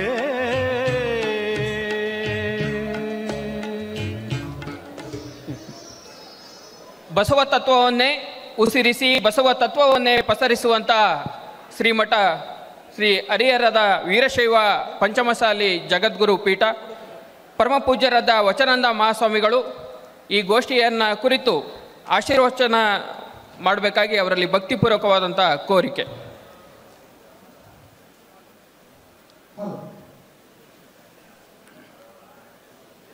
ದಾವಣಗೆರೆಯ ಜಿಲ್ಲೆಯ ಹರಿಹರ ಪಟ್ಟಣದಲ್ಲಿ ನಡೀತಾ ಇರುವಂತಹ 13ನೆಯ ಕನ್ನಡ ಸಾಹಿತ್ಯ ಸಮ್ಮೇಳನದ ಪಾವನ ಸನ್ನಿಧಾನವನ್ನು ವಹಿಸಿರುವ ಪರಮ ಪೂಜ್ಯ ಜಗದ್ಗುರು ಶ್ರೀ ವಾಲ್ಮೀಕಿ ಪ್ರಸನ್ನಾನಂದ ಮಹಾಸ್ವಾಮೀಜಿಯವರಲ್ಲಿ, ಪರಮಪೂಜ್ಯ ಯೋಗಾನಂದ ಮಹಾಸ್ವಾಮೀಜಿಯವರಲ್ಲಿ, ಶ್ರೀ ವಾಮದೇವಪ್ಪ ಅವರಲ್ಲಿ, ಸಿ ವಿ ಪಾಟೀಲ್ರವರಲ್ಲಿ, ಇಲ್ಲಿ ನೆರೆದಿರುವ ಎಲ್ಲ ಕನ್ನಡದ ಅಭಿಮಾನಿಗಳೇ, ಬಸವ ಪೀಠವು ಎದ್ದು ಹೊಸದು ನಾಣ್ಯವು ಹುಟ್ಟಿ ಬಸವನ ಮುದ್ರೆ ಮೆರೆದಾವು ಜಗದೊಳಗೆ ದರೆ ಅವಗೆ ವಶವಾಗದಿಹುದೇ ಸರ್ವಜ್ಞ ಅಂತ ಹೇಳ್ತಾರೆ. ಬಸವಣ್ಣನವರು ಬರುಕ್ಕಿಂತ ಪೂರ್ವದಲ್ಲಿ 12ನೇ ಶತಮಾನ 900 ವರ್ಷಗಳ ಹಿಂದೆ ಈ ದೇಶದಲ್ಲಿ, ಈ ನಾಡಿನಲ್ಲಿ ಯಾವ ವಾತಾವರಣ ಇತ್ತು ಅಂತಂದರೆ ಚಾತುರ್ವರ್ಣ ಪದ್ಧತಿ ಇತ್ತು. ಅಂದರೆ 4 ಪಂಗಡಗಳಿದ್ದು, ಬ್ರಾಹ್ಮಣ, ಕ್ಷತ್ರಿಯ, ವೈಶ್ಯ, ಶೂದ್ರ ಅಂಥೇಳಿ. ಶೂದ್ರರಾದವರು ಬೀದಿಯಲ್ಲಿ ಹೋಗು ಹಾಗಿರಲಿಲ್ಲ, ದೇವಸ್ಥಾನಕ್ಕೆ ಹೋಗೋದು ಮರೆತೇ ಹೋಯಿತು. ಊರೊಳಗೆ ಹೋಗಬೇಕಾಗಿದ್ದರೆ ಮುಖಕ್ಕೆ ಗಡಿಗೆಯನ್ನು ಹಾಕೋಬೇಕಾಗಿತ್ತು. ತಮ್ಮ ನೆರಳು ಪಕ್ಕಕ್ಕೆ ಬೀಳ್ತದೆ ಅಂಥೇಳಿ ಊರೊಳಗೆ ಹೋಗೋದಾದರೆ ಮಧ್ಯಾಹ್ನ 12 ಗಂಟೆಗೆ ಹೋಗಬೇಕಾಗಿತ್ತು, ಸೂರ್ಯ ನೆತ್ತಿ ಮೇಲೆ. ಅಂದರೆ ಅವರ ನೆರಳು ಅವರ ಕಾಲಲ್ಲಿರಬೇಕಾಗಿತ್ತು. ನಾವು ಅವರು ನಡೆದ ಹೆಜ್ಜೆಗಳು ಮೂಡಬಾರ್ದಂತೇಳಿ ಸೊಂಟಕ್ಕೆ ಪೊರಕೆಯನ್ನು ಕಟ್ಟಿಕೊಂಡು ಹೋಗಬೇಕಾಗಿತ್ತು. ನಾವು ನಡೆದಂತೆ ನಮ್ಮ ಹೆಜ್ಜೆಗಳು ನಾವೇ ಅಳಿಸ್ಕೊಂಡು ಹೋಗಬೇಕು ಅಂತ. ಅಂಥ ಒಂದು ಸಂದರ್ಭದಲ್ಲಿ ಯಾವುದಾದ್ರೂ ಮಂತ್ರೋಚ್ಚಾರಣೆಯನ್ನು ಮಾಡಿದರೆ ನಾಲಿಗೆಯನ್ನು ಕತ್ತರಿಸುವಂಥದ್ದು, ಕಿವಿಯಲ್ಲಿ ಕಾಸಿದ ಸೀಸನ್ನು ಸುರಿಯುವಂಥದ್ದು, ಈ ಒಂದು ಪದ್ಧತಿ ಇತ್ತು. ಇದನ್ನು ಕಂಡೇ ರಾಷ್ಟ್ರ ಋಷಿ ಕುವೆಂಪು ಹೇಳ್ತಾರೆ, ಕಾರ್ತಿಕದ ಕತ್ತಲಲ್ಲಿ ಆಕಾಶ ದೀಪವಾಗಿ ನೀ ಬಂದೆ, ಬಟ್ಟೆಗೆಟ್ಟವರಿಗೆ ದೊಂದು ದಿಕ್ಕಾಗಿ 8 ಶತಮಾನಗಳ ಹಿಂದೆ ಓ ಧೀರಾವತಾರ ಜಗದ್ಗುರು ಬಸವೇಶ್ವರ ಅಂಥೇಳಿ. ಕಾರ್ತಿಕದ ಕತ್ತಲಲ್ಲಿ ನಾವೆಲ್ಲ ಏನು ಮಾಡ್ತೀವಿ, ಕಾರ್ತಿಕ ಮಾಸದಲ್ಲಿ ಜ್ಯೋತಿಯನ್ನು ಹೆಚ್ಚು ಬೆಳಗಿಸ್ತೀವಿ. ಅದು ಅತಿಯಾದಂಥ ಕತ್ತಲೆ ಇರ್ತದೆ. ಆವಾಗ ಕತ್ತಲೆಯಲ್ಲಿ ಹೇಗೆ ಆಕಾಶ ದೀಪ ಅಂತಂದರೆ ಹೇಗೆ ಚಂದ್ರನ ಉದಯ ಆಗುತ್ತೋ ಹಾಗೆ ಬಸವಣ್ಣನವರು ಆಕಾಶ ದೀಪವಾಗಿ ನೀ ಬಂದೆ, ಬಟ್ಟೆಗೆಟ್ಟವರಿಗೆ ಅದು ಒಂದು ದಿಕ್ಕಾಗಿ. ಯಾರಿಗೆ ದಾರಿ ಇರಲಿಲ್ಲ, ಯಾರಿಗೆ ಸರಿಯಾಗಿ ಮಾರ್ಗ ಇರಲಿಲ್ಲ, ಅವರಿಗೆ ಮಾರ್ಗದರ್ಶನ ಮಾಡಲಿಕ್ಕೆ ಬಸವಣ್ಣನವರು ನೀವು ಬಂದ್ರಿ ಅಂತೇಳಿ 8 ಶತಮಾನಗಳ ಹಿಂದೆ ಹೇ ಧೀರಾವತಾರ ಅಂತ ಹೇಳ್ತಾರೆ ಅವರು. ಅಂದರೆ ಬಸವಣ್ಣವರು ಅಷ್ಟೊಂದು ಧೈರ್ಯವಂತರಿದ್ದರು. ಈ ಸಮಾಜದಲ್ಲಿ ಅಂಧಕಾರವನ್ನು, ಅಜ್ಞಾನವನ್ನು, ಮೌಢ್ಯವನ್ನು, ಅಸಮಾನತೆಯನ್ನು ಓಡಿಸ್ಲಿಕ್ಕೆ ಅಂತ ಬಸವಣ್ಣವರು ಬಂದರು. ಇವತ್ತು ಕರ್ನಾಟಕ ಬಸವಣ್ಣ ಅಂತಂದರೆ ಕರ್ನಾಟಕ ಹೀರೋ, ಬಸವಣ್ಣಿಲ್ಲದ ಕರ್ನಾಟಕ ಅದು ಜೀರೋನೇ. ಅಂದರೆ ಇವತ್ತು ಹೇಳ್ತಾರೆ ವಿಶ್ವ ಸಾಹಿತ್ಯಕ್ಕೆ ಕನ್ನಡ ಸಾಹಿತ್ಯದ ಕೊಡುಗೆ ಏನಪ್ಪ ಅಂತಂದರೆ ಅದು ವಚನ ಸಾಹಿತ್ಯ. ಬಸವಣ್ಣ ಬಹಳ ದೂರದೃಷ್ಟಿ ಇರುವಂಥ ವ್ಯಕ್ತಿತ್ವ ಅವರು. 12ನೇ ಶತಮಾನದಲ್ಲಿ ಅತಿ ಹೆಚ್ಚು ಜಾತೀಯತೆಯ ಗಾಢವಾಗಿರುವಂಥ ಕತ್ತಲೆ ಅದು. ಅಂತಹ ಸಂದರ್ಭದಲ್ಲಿ ಬಸವಣ್ಣವ್ರಿಗೆ ಅಧಿಕಾರ ಇತ್ತು, ಪ್ರಧಾನಮಂತ್ರಿಯಾಗಿದ್ದರು, ಬಿಜ್ಜಳನ ದಂಡನಾಯಕರಾಗಿದ್ದರು. ಅವ್ರಿಗೆ ಗೊತ್ತಿತ್ತು ಈ ಜಾತಿಯನ್ನು ಹೆಂಗೆ ಹೊಡೆಸಬೇಕು ಅಂಥೇಳಿ. ಆ ಕಾಲದಲ್ಲಿ ಕ್ಷೌರಿಕರನ್ನು ಅಂದರೆ ಹಡಪದವರನ್ನ ಬೆಳಗ್ಗೆ ಎದ್ದು ಮುಖ ನೋಡಿದರೆ ಅಪಶಕನ ಅನ್ನುವಂಥ ವಾತಾವರಣ ಇತ್ತು. ಅಂಥ ಸಂದರ್ಭದಲ್ಲಿ ಬಸವಣ್ಣನವರು ಪ್ರಧಾನಮಂತ್ರಿಯಾಗಿದ್ದಾಗ ತಮ್ಮ ಪರ್ಸ್ನಲ್ ಸೆಕ್ರೆಟರಿಯನ್ನು ಮಾಡಿಕೊಂಡಿದ್ದು ಹಡಪದ ಅಪ್ಪಣ್ಣನವರನ್ನು. ಯಾವುದೇ ಒಬ್ಬ ಪ್ರಧಾನಮಂತ್ರಿಯನ್ನು ಬೆಳಗಿನ ಜಾವ ಯಾವಾಗಾದರೂ ಮೊದಲು ಭೇಟಿ ಆಗಬೇಕಾದ್ರೆ ಬಸವಣ್ಣವ್ರನ್ನ ಭೇಟಿ ಹಾಕುವಂಥ ಪೂರ್ವದಲ್ಲಿ ಹಡಪದ ಅಪ್ಪನವ್ರನ್ನ ಭೇಟಿಯಾಗಿನೇ ಅವ್ರನ್ನ ಭೇಟಿ ಆಗಬೇಕಾಗಿತ್ತು. ಅಂದರೆ ಬಸವನ ಎಷ್ಟು ಧ್ಯಾನ ಇದ್ದರೂ ನಾವು ಯೋಚನೆ ಮಾಡಬೇಕು.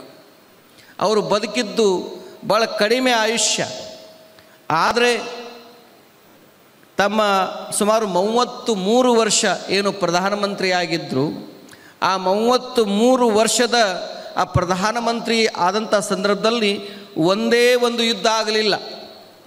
ನಿಮಗೆ ಸಿಂಗಿರಾಜನ ಬಸವ ಪುರಾಣ ಅಂತ ಬರ್ತದೆ. ಸಿಂಗಿರಾಜನ ಬಸವ ಪುರಾಣಗಳು ಅನೇಕ ಇದ್ದಾವೆ. ಅದರಲ್ಲಿ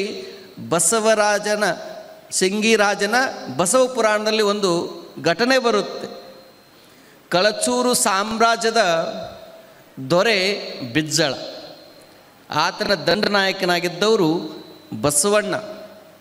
ಒಮ್ಮೆ ಈ ಕಳಚೂರು ಅಂತಂದರೆ ಕಲ್ಯಾಣ, ಈ ಕಲ್ಯಾಣ ರಾಜ್ಯದ ಮೇಲೆ, ಬೆಳೆಯುತ್ತಿರುವಂತಹ ರಾಜ್ಯದ ಮೇಲೆ, ಅಭಿವೃದ್ಧಿ ಆಗ್ತಾ ಇರುವಂತಹ ರಾಜ್ಯದ ಮೇಲೆ ಶಿವಮೊಳ್ಳ ರಾಜನಿಗೆ ಕಣ್ಣು ಬೀಳುತ್ತದೆ. ಈ ರಾಜ್ಯವನ್ನು ನಾನು ಕಬಳಿಸ್ಕೋಬೇಕು, ಈ ರಾಜ್ಯವನ್ನು ನನ್ನ ಕಪಿಮುಷ್ಟಿಯಲ್ಲಿ ಇಟ್ಕೋಬೇಕು ಅಂಥೇಳಿ ಒಮ್ಮಿಂದೊಮ್ಮನೆ ಶಿವಮೊಳ್ಳ ರಾಜ ತನ್ನ ಬಲಿಷ್ಠ ಸೇನೆ ತೆಗೆದುಕೊಂಡು ಕಲ್ಯಾಣಕ್ಕೆ ಬಂದು ಬಿಡುತ್ತಾನೆ. ಬಿಜ್ಜಳ ರಾಜನಿಗೆ ಗೊತ್ತಾಗತ್ತೆ ಶಿವಮೊಳ್ಳ ರಾಜ ತನ್ನ ಸೈನ್ಯದೊಂದಿಗೆ ನಮ್ಮ ಮೇಲೆ ಯುದ್ಧಕ್ಕೆ ಬಂದಿದ್ದಾನೆ ಅಂಥೇಳಿ. ಆವತನ ದಂಡನಾಯಕರಿರುವಂಥ ಬಸವಣ್ಣನವರ ಕರೆದು ಹೇಳ್ತಾರೆ, ಬಸವಣ್ಣವರೇ, ಈ ರೀತಿ ಒಮ್ಮಿಂದೊಮ್ಮೆಲೆ ನಮ್ಮನ್ನು ಮೇಲೆ ಅಟ್ಟಹಾಸ ಮಾಡಲಿಕ್ಕೆ ಶಿವಮೊಳ್ಳ ರಾಜ ಬಂದಿದ್ದಾನೆ, ಏನು ಮಾಡಬೇಕು ಅಂಥೇಳಿ. ಅದಕ್ಕೆ ಯುದ್ಧ ಸಾರಿದ್ದಾರೆ, ಏನು ಮಾಡಬೇಕು ಅಂಥೇಳಿ. ಬಸವಣ್ಣ ಹೇಳ್ತಾರೆ, ರಾಜರೇ, ನೀವು ಚಿಂತೆ ಮಾಡಲಿಕ್ಕೆ ಹೋಗಬೇಡಿ, ನಾನು ಇದನ್ನು ಸಂಭಾಳಿಸ್ತೀನಿ ಅಂತ ಹೇಳ್ತಾರೋ. ಯುದ್ಧ ಸಾರುವುದು ಅದು ರಾಜಧರ್ಮ, ಅದು ಕ್ಷತ್ರಿಯ ಧರ್ಮ. ಹಿಂಸೆ ಆಗದೇ ಇರುವಂಥದ್ದು ನೋಡ್ಕೊಳ್ಳೋದು ನಮ್ಮ ಧರ್ಮ ಅಂತ ಹೇಳ್ತಾರೆ. ಶಿವಮೊಳ್ಳ ರಾಜ ಬೀಡು ಬಿಟ್ಟಂತಹ ಸ್ಥಳಕ್ಕೆ ಬಸವಣ್ಣ ಕುದುರೆನೇರಿ ಒಬ್ಬನೇ ಹೋಗ್ತಾನೆ. ಶಿವಮೊಳ್ಳ ರಾಜನಿಗೆ ಆಶ್ಚರ್ಯ ಆಗತ್ತೆ, ಅಷ್ಟೇ ಖುಷಿ ಆಗತ್ತೆ. ಯಾಕಂತಂದರೆ ನಾವು ಯುದ್ಧವನ್ನು ಸಾರಿದ್ದೀವಿ, ಆ ಕಡೆ ನೋಡಿದ್ರೆ ಯಾವ ಸೈನ್ಯ ಇಲ್ಲ, ಕೇವಲ ಬಸವಣ್ಣ ಒಬ್ಬ ಬಂದಾನಂತಂದರೆ ಬಹುತೇಕ ಇವನು ಸೋತ್ ಅಂತೇಳಿ ಒಪ್ಕೊಳ್ಳಿಕ್ಕೆ ಬಂದಿದ್ದಾನೆ ಅಂತೇಳಿ. ಬಸವಣ್ಣನು ಬಂದ ತಕ್ಷಣವೇ ಸೋಲು ಒಪ್ಪಿಕೊಂಡಿರೋ, ನಮಗೆ ರಾಜ್ಯವನ್ನು ಒಪ್ಪಿಸಿರೋ, ಸೈನಿಕರೇ ಊದಿ ಕಹಳೆ ಅಂತ ಹೇಳ್ತಾನೆ ಅವನು. ಆವಾಗ ಬಸವಣ್ಣರು ಸ್ವಲ್ಪ ತಡ್ಕೊಳ್ಳಿ ಅಂತ ಹೇಳ್ತಾನೆ. ನಮಗೆ ಯುದ್ಧ ಇಷ್ಟವಿಲ್ಲ, ಯುದ್ಧ ಇಷ್ಟವಿಲ್ಲ ಅಂತಂದರೆ ಹಂಗೆ ಒಪ್ಕೊಂಡು ಬಿಡಿ, ನಿಮ್ಮ ರಾಜ್ಯವನ್ನು ಬರೆದು ಕೊಡಿ ಅಂತ ಹೇಳ್ತಾನೆ. ಆವಾಗ ಬಸವಣ್ಣ ಹೇಳ್ತಾರೆ, ಯುದ್ಧ ಮಾಡೋಣ, ಆ ಯುದ್ಧ ನಾವು ನೀವು ಇಬ್ಬರೇ ಯುದ್ಧ ಮಾಡೋಣ. ಈ ಸಾಮ್ರಾಜ್ಯಕ್ಕಾಗಿ ಯಾಕೆ ಸೈನಿಕರು ಅವರೆಲ್ಲ ಹತ್ತಿರ ಆಗಬೇಕು, ಅಮಾಯಕರು ಯಾಕೆ ಇದರಲ್ಲಿ ಸಾಯಬೇಕು? ನಾವು ನೀವು ಇಬ್ಬರೇ ಯುದ್ಧ ಮಾಡೋಣ.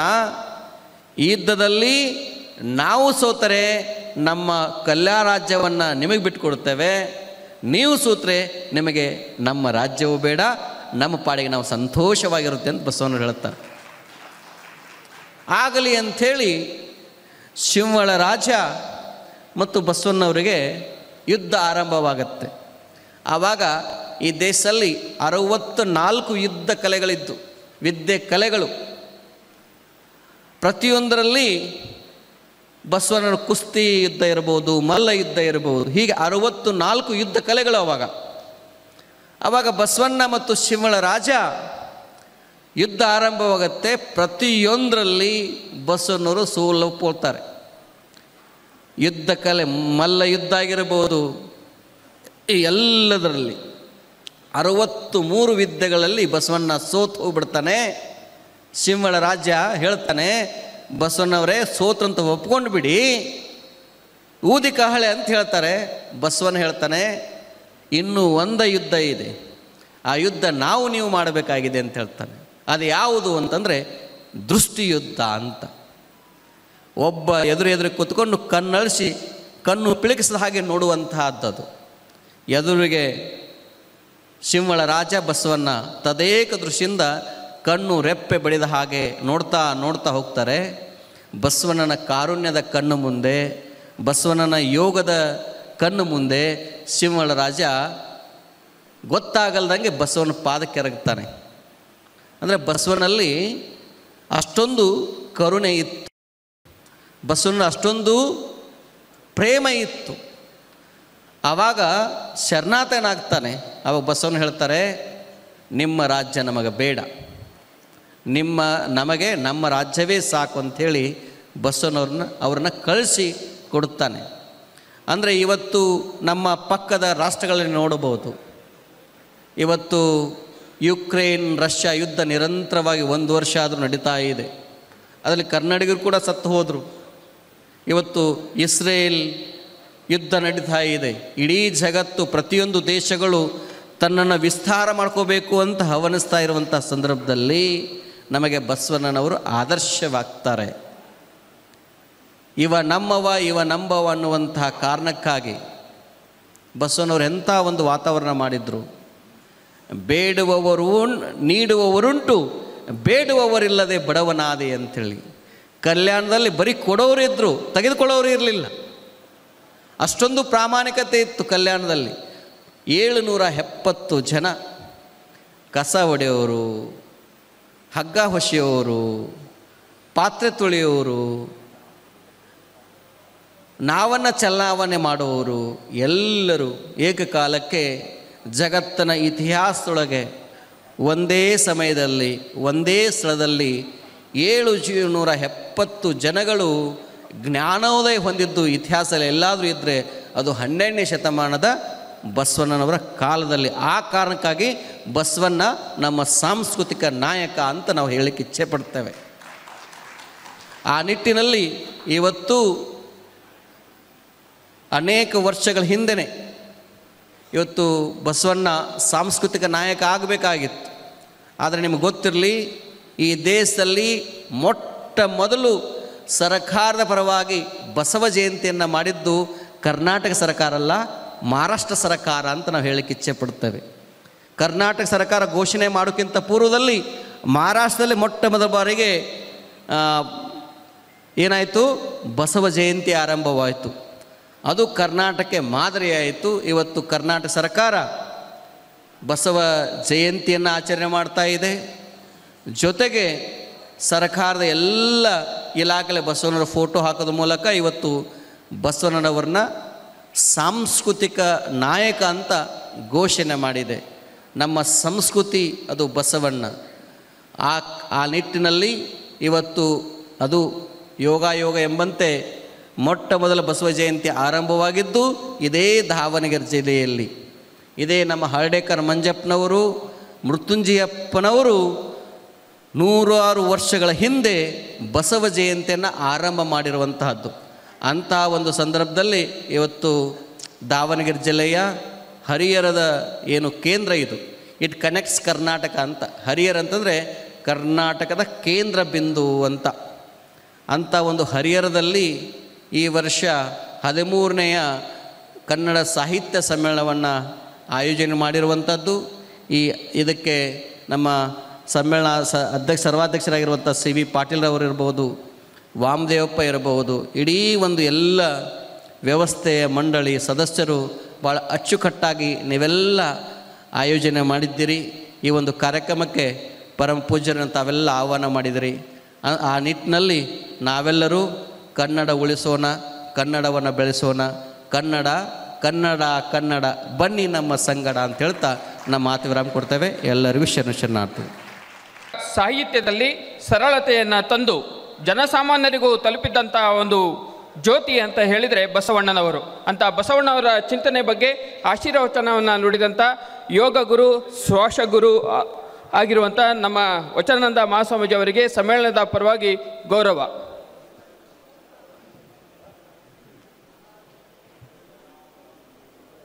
ವಚನಾನಂದ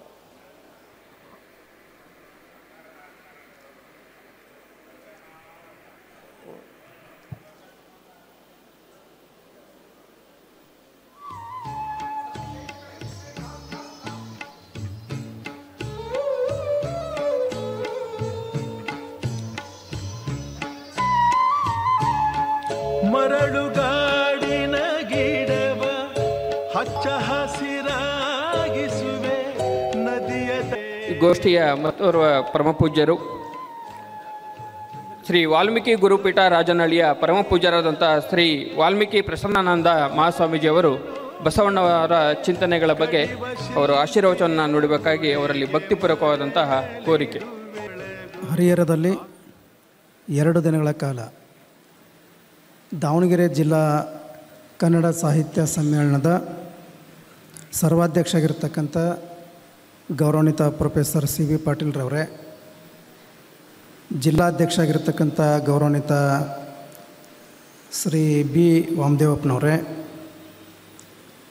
ಈ ಒಂದು ಗೋಷ್ಠಿಯಲ್ಲಿ ಸಾಂಸ್ಕೃತಿಕ ನಾಯಕರಾಗಿ ವಿಶ್ವಗುರು ಬಸವಣ್ಣ, ವಿಶೇಷವಾಗಿ ಮಠಾಧೀಶರ ಈ ಚಿಂತನ ಮಂಥನ ಈ ಒಂದು ಗೋಷ್ಠಿಯ ಸಾನ್ನಿಧ್ಯವನ್ನು ವಹಿಸಿಕೊಂಡಿರ್ತಕ್ಕಂತಹ ಪರಮ ಪೂಜ್ಯ ಶ್ರೀ ಜಗದ್ಗುರು ವಚನಾನಂದ ಮಹಾಸ್ವಾಮೀಜಿಯವರಿಗೆ ಅಭಿವಂದಿಸಿ, ಇನ್ನೋರ್ವ ಪೂಜ್ಯರಾಗಿರ್ತಕ್ಕಂಥ ಪರಮ ಪೂಜ್ಯ ಶ್ರೀ ಯೋಗಾನಂದ ಮಹಾಸ್ವಾಮೀಜಿಯವರಿಗೆ ಅಭಿವಂದಿಸಿ, ಈ ಕಾರ್ಯಕ್ರಮದಲ್ಲಿ ಭಾಗವಹಿಸಿರ್ತಕ್ಕಂಥ ಎಲ್ಲ ಸದ್ಭಕ್ತ ಮಹಾಶಯರೇ, ಕನ್ನಡ ಸಾಹಿತ್ಯ ಅಭಿಮಾನಿಗಳೇ, ಪತ್ರಕರ್ತರೇ, ತಾಯಂದಿರೇ, ನಿಮ್ಮೆಲ್ಲರಿಗೂ ಶರಣಾರ್ಥಿಗಳು. ಆತ್ಮೀಯರೇ, ಭಾರತ ದೇಶ ಮೂಲತಃ ಶ್ರೇಣೀಕೃತ ಜಾತಿ ವ್ಯವಸ್ಥೆಯಿಂದ ಕೂಡಿರ್ತಕ್ಕಂಥ ಸಮಾಜ. ಈ ಶ್ರೇಣೀಕೃತ ಜಾತಿ ವ್ಯವಸ್ಥೆಯಲ್ಲಿ ಅನೇಕ ತಾರತಮ್ಯಗಳನ್ನು ನಾವು ಕಾಣ್ತಾ ಇದ್ದೀವಿ. ಜಾತಿಯ ಕಾರಣಕ್ಕಾಗಿ ವ್ಯಕ್ತಿಯನ್ನು, ಜಾತಿಯ ಕಾರಣಕ್ಕಾಗಿ ಸಮುದಾಯವನ್ನು ಕೀಳಾಗಿ ಕಾಣುವಂಥ ಕೆಟ್ಟ ಪದ್ಧತಿ ನಮ್ಮ ದೇಶದಲ್ಲಿ ಇವತ್ತು ಕೂಡ ಮುಂದುವರ್ಕೊಂಡು ಹೊಂಟಿದೆ. ಹಾಗಾಗಿನೇ ಒಬ್ಬ ಅನುಭವಿ ಹೇಳ್ತಾನೆ, ಬಹುತೇಕ ಈ ದೇಶದ ಎಲ್ಲ ದಾರ್ಶನಿಕರ ಬದುಕನ್ನು ಕುರಿತು ಆತ ಒಂದು ಮಾತನ್ನು ಹೇಳ್ತಾನೆ. ಆ ಮಾತೇನಪ್ಪ ಅಂತಂದ್ರೆ, life is bundle of events ಅಂತ ಹೇಳ್ತಾನೆ. ಯಾಕೆ ಈ ಮಾತನ್ನು ಆತ ಹೇಳ್ತಾನಂತಂದರೆ, ಬಹುತೇಕ ಮಹಾತ್ಮರ ಬದುಕು, ದಾರ್ಶನಿಕರ ಬದುಕು ಘಟನೆಗಳಿಂದ ಕೂಡಿರ್ತದೆ ಅನ್ನುವಂಥ ಮಾತನ್ನು ಹೇಳ್ತಾನೆ. ಕಾರ್ಯಕ್ರಮದ ಆರಂಭದಲ್ಲಿ ಪ್ರಾಸ್ತಾವಿಕ ನುಡಿಯನ್ನು ಮಾತನಾಡಿರ್ತಕ್ಕಂಥ ಗೌರವಾನ್ವಿತ ಚನ್ನಬಸಪ್ಪನವರು ಪೂಜ್ಯರು ಬಸವಣ್ಣವರ ಜೀವನದಲ್ಲಿ ನಡೆದಿರ್ತಕ್ಕಂಥ ಅನೇಕ ಘಟನೆಗಳ ಕುರಿತಾಗಿ ಅವರು ರೂಪಿತುಕೊಂಡರು ಅಂತ ಮಾತನ್ನು ಹೇಳಿದರು. ಹಾಗಾಗಿ ಬಹುತೇಕ ಭಾರತ ದೇಶ ಅನ್ನುವಂಥದ್ದು ಇದು ಮೂಲತಃ ಜಾತಿ ವ್ಯವಸ್ಥೆಯಿಂದ ಕೂಡಿರ್ತಕ್ಕಂಥ ಸಮಾಜ. ಈ ಶ್ರೇಣೀಕೃತ ಜಾತಿ ವ್ಯವಸ್ಥೆಯಲ್ಲಿ ಅನೇಕ ತಾರತಮ್ಯಗಳು ಕೂಡ ಇದ್ದಾವೆ ಅನ್ನುವಂಥದ್ದು ಬಹುತೇಕ ಇದನ್ನು ಮನಗಂಡಿರ್ತಕ್ಕಂಥ ದಾರ್ಶನಿಕರು ಜಾತಿಯ ಕಾರಣಕ್ಕಾಗಿ ವ್ಯಕ್ತಿಯನ್ನು ಮತ್ತು ಸಮುದಾಯವನ್ನು ಕೀಳಾಗಿ ಕಾಣುವಂಥ ಕೆಟ್ಟ ಪದ್ಧತಿ ವಿರುದ್ಧವಾಗಿ ಅವರು ಇಲ್ಲಿ ಜಾತಿ ಮುಖ್ಯ ಅಲ್ಲ, ನೀತಿ ಮುಖ್ಯ ಅನ್ನುವಂಥದ್ದನ್ನು ಎಲ್ಲ ಮಹಾತ್ಮರು ಹೇಳ್ತಾ ಬಂದರು. ಸರ್ವಜ್ಞ ಒಂದು ಕಡೆ ಹೇಳ್ತಾನೆ, ಜಾತಿ ಹೀನನ ಮನೆ ಜ್ಯೋತಿ ತಾಹೀನವೇ, ಜಾತಿ ವಿಜಾತಿ ಬೇಡ ದೇವನಲ್ಲಿದಾತನೇ ಜಾತ ಸರ್ವಜ್ಞ ಅಂತ ಹೇಳ್ತಾನೆ. ದಾಸಶ್ರೇಷ್ಠ ಭಕ್ತ ಕನಕದಾಸರು ಹೇಳ್ತಾರೆ, ಕುಲ ಕುಲವೆಂದು ಹೊಡೆದಾಡುವ ಅಣ್ಣಗಳಿರ, ನಿಮ್ಮ ಕುಲದ ನೆಲೆ ಏನಾದರೂ ಬಲ್ಲಿರ. ಆದಾಗ್ಯೂ ಕೂಡ ಈ ದೇಶದಲ್ಲಿ ಇವತ್ತು ಸಹ ತಳ ಸಮುದಾಯಗಳು ಮೀಸಲಾತಿ ಪರವಾಗಿ ಹೋರಾಟವನ್ನು ಮಾಡ್ತಾ ಇದ್ದಾವೆ. ಕಾರಣ ಏನಪ್ಪ ಅಂತಂದರೆ, ಬಹುತೇಕ ಜಾತಿಯ ಕಾರಣಕ್ಕಾಗಿ ಈ ತಾರತಮ್ಯವನ್ನು ಹೋಗಲಾಡಿಸಬೇಕು, ಒಂದು ಸಮಾಜ ನಿರ್ಮಾಣ ಆಗಬೇಕು ಅಂಥೇಳಿ 12ನೆಯ ಶತಮಾನದಲ್ಲಿ ಬಸವಣ್ಣವರು ನಮ್ಮ ಸಾಮಾಜಿಕ ಶ್ರೇಣೀಕೃತ ವ್ಯವಸ್ಥೆಯಲ್ಲಿರ್ತಕ್ಕಂಥ ಕುಲ 18 ಜಾತಿಗಳು, ಆ ಎಲ್ಲ ಕುಲ 18 ಜಾತಿಯ ವರ್ಗದವರನ್ನು ಅನುಭವ ಮಂಟಪದಲ್ಲಿ ಸಂಸ್ಕಾರವನ್ನು ಕೊಡೋದ್ರ ಮೂಲಕವಾಗಿ ಅವರನ್ನು ಶರಣತ್ವಕ್ಕೇರಿಸಿರ್ತಕ್ಕಂಥ ಮಹಾನ್ ದಾರ್ಶನಿಕ ಅದು ವಿಶ್ವಗುರು ಬಸವಣ್ಣವರು. ಬಹುತೇಕ ಇವತ್ತು ಜಾಗತಿಕ ಮಟ್ಟದಲ್ಲಿ ನಾವು ಪ್ರತಿನಿತ್ಯ ಮಾಧ್ಯಮಗಳಲ್ಲಿ ಪತ್ರಿಕೆಗಳಲ್ಲಿ ನೋಡ್ತಾ ಇದ್ದೀವಿ. ಇವತ್ತು ಮನುಷ್ಯನ ಮೇಲೆ ಕ್ರೌರ್ಯವನ್ನು ಬೆಸಗ್ತಾ ಇರೋದು ದೇವರು ಮತ್ತು ಧರ್ಮದ ಹೆಸರಿನಲ್ಲಿ. ಜಗತ್ತಿನ ಯಾವುದೇ ಭಾಗದಲ್ಲಿ ಇವತ್ತು ಮನುಷ್ಯನ ಮೇಲೆ ಕ್ರೌರ್ಯವನ್ನು ಎಸಗ್ತಾ ಇದ್ದಾನೆ, ಜಗಳವನ್ನು ಮಾಡ್ತಾ ಇದ್ದಾನೆ, ಯುದ್ಧವನ್ನು ಮಾಡ್ತಾ ಇದ್ದಾನೆ ಅಂತಂದರೆ ಅದು ಧರ್ಮದ ಕಾರಣಕ್ಕಾಗಿ, ದೇವರ ಕಾರಣಕ್ಕಾಗಿ.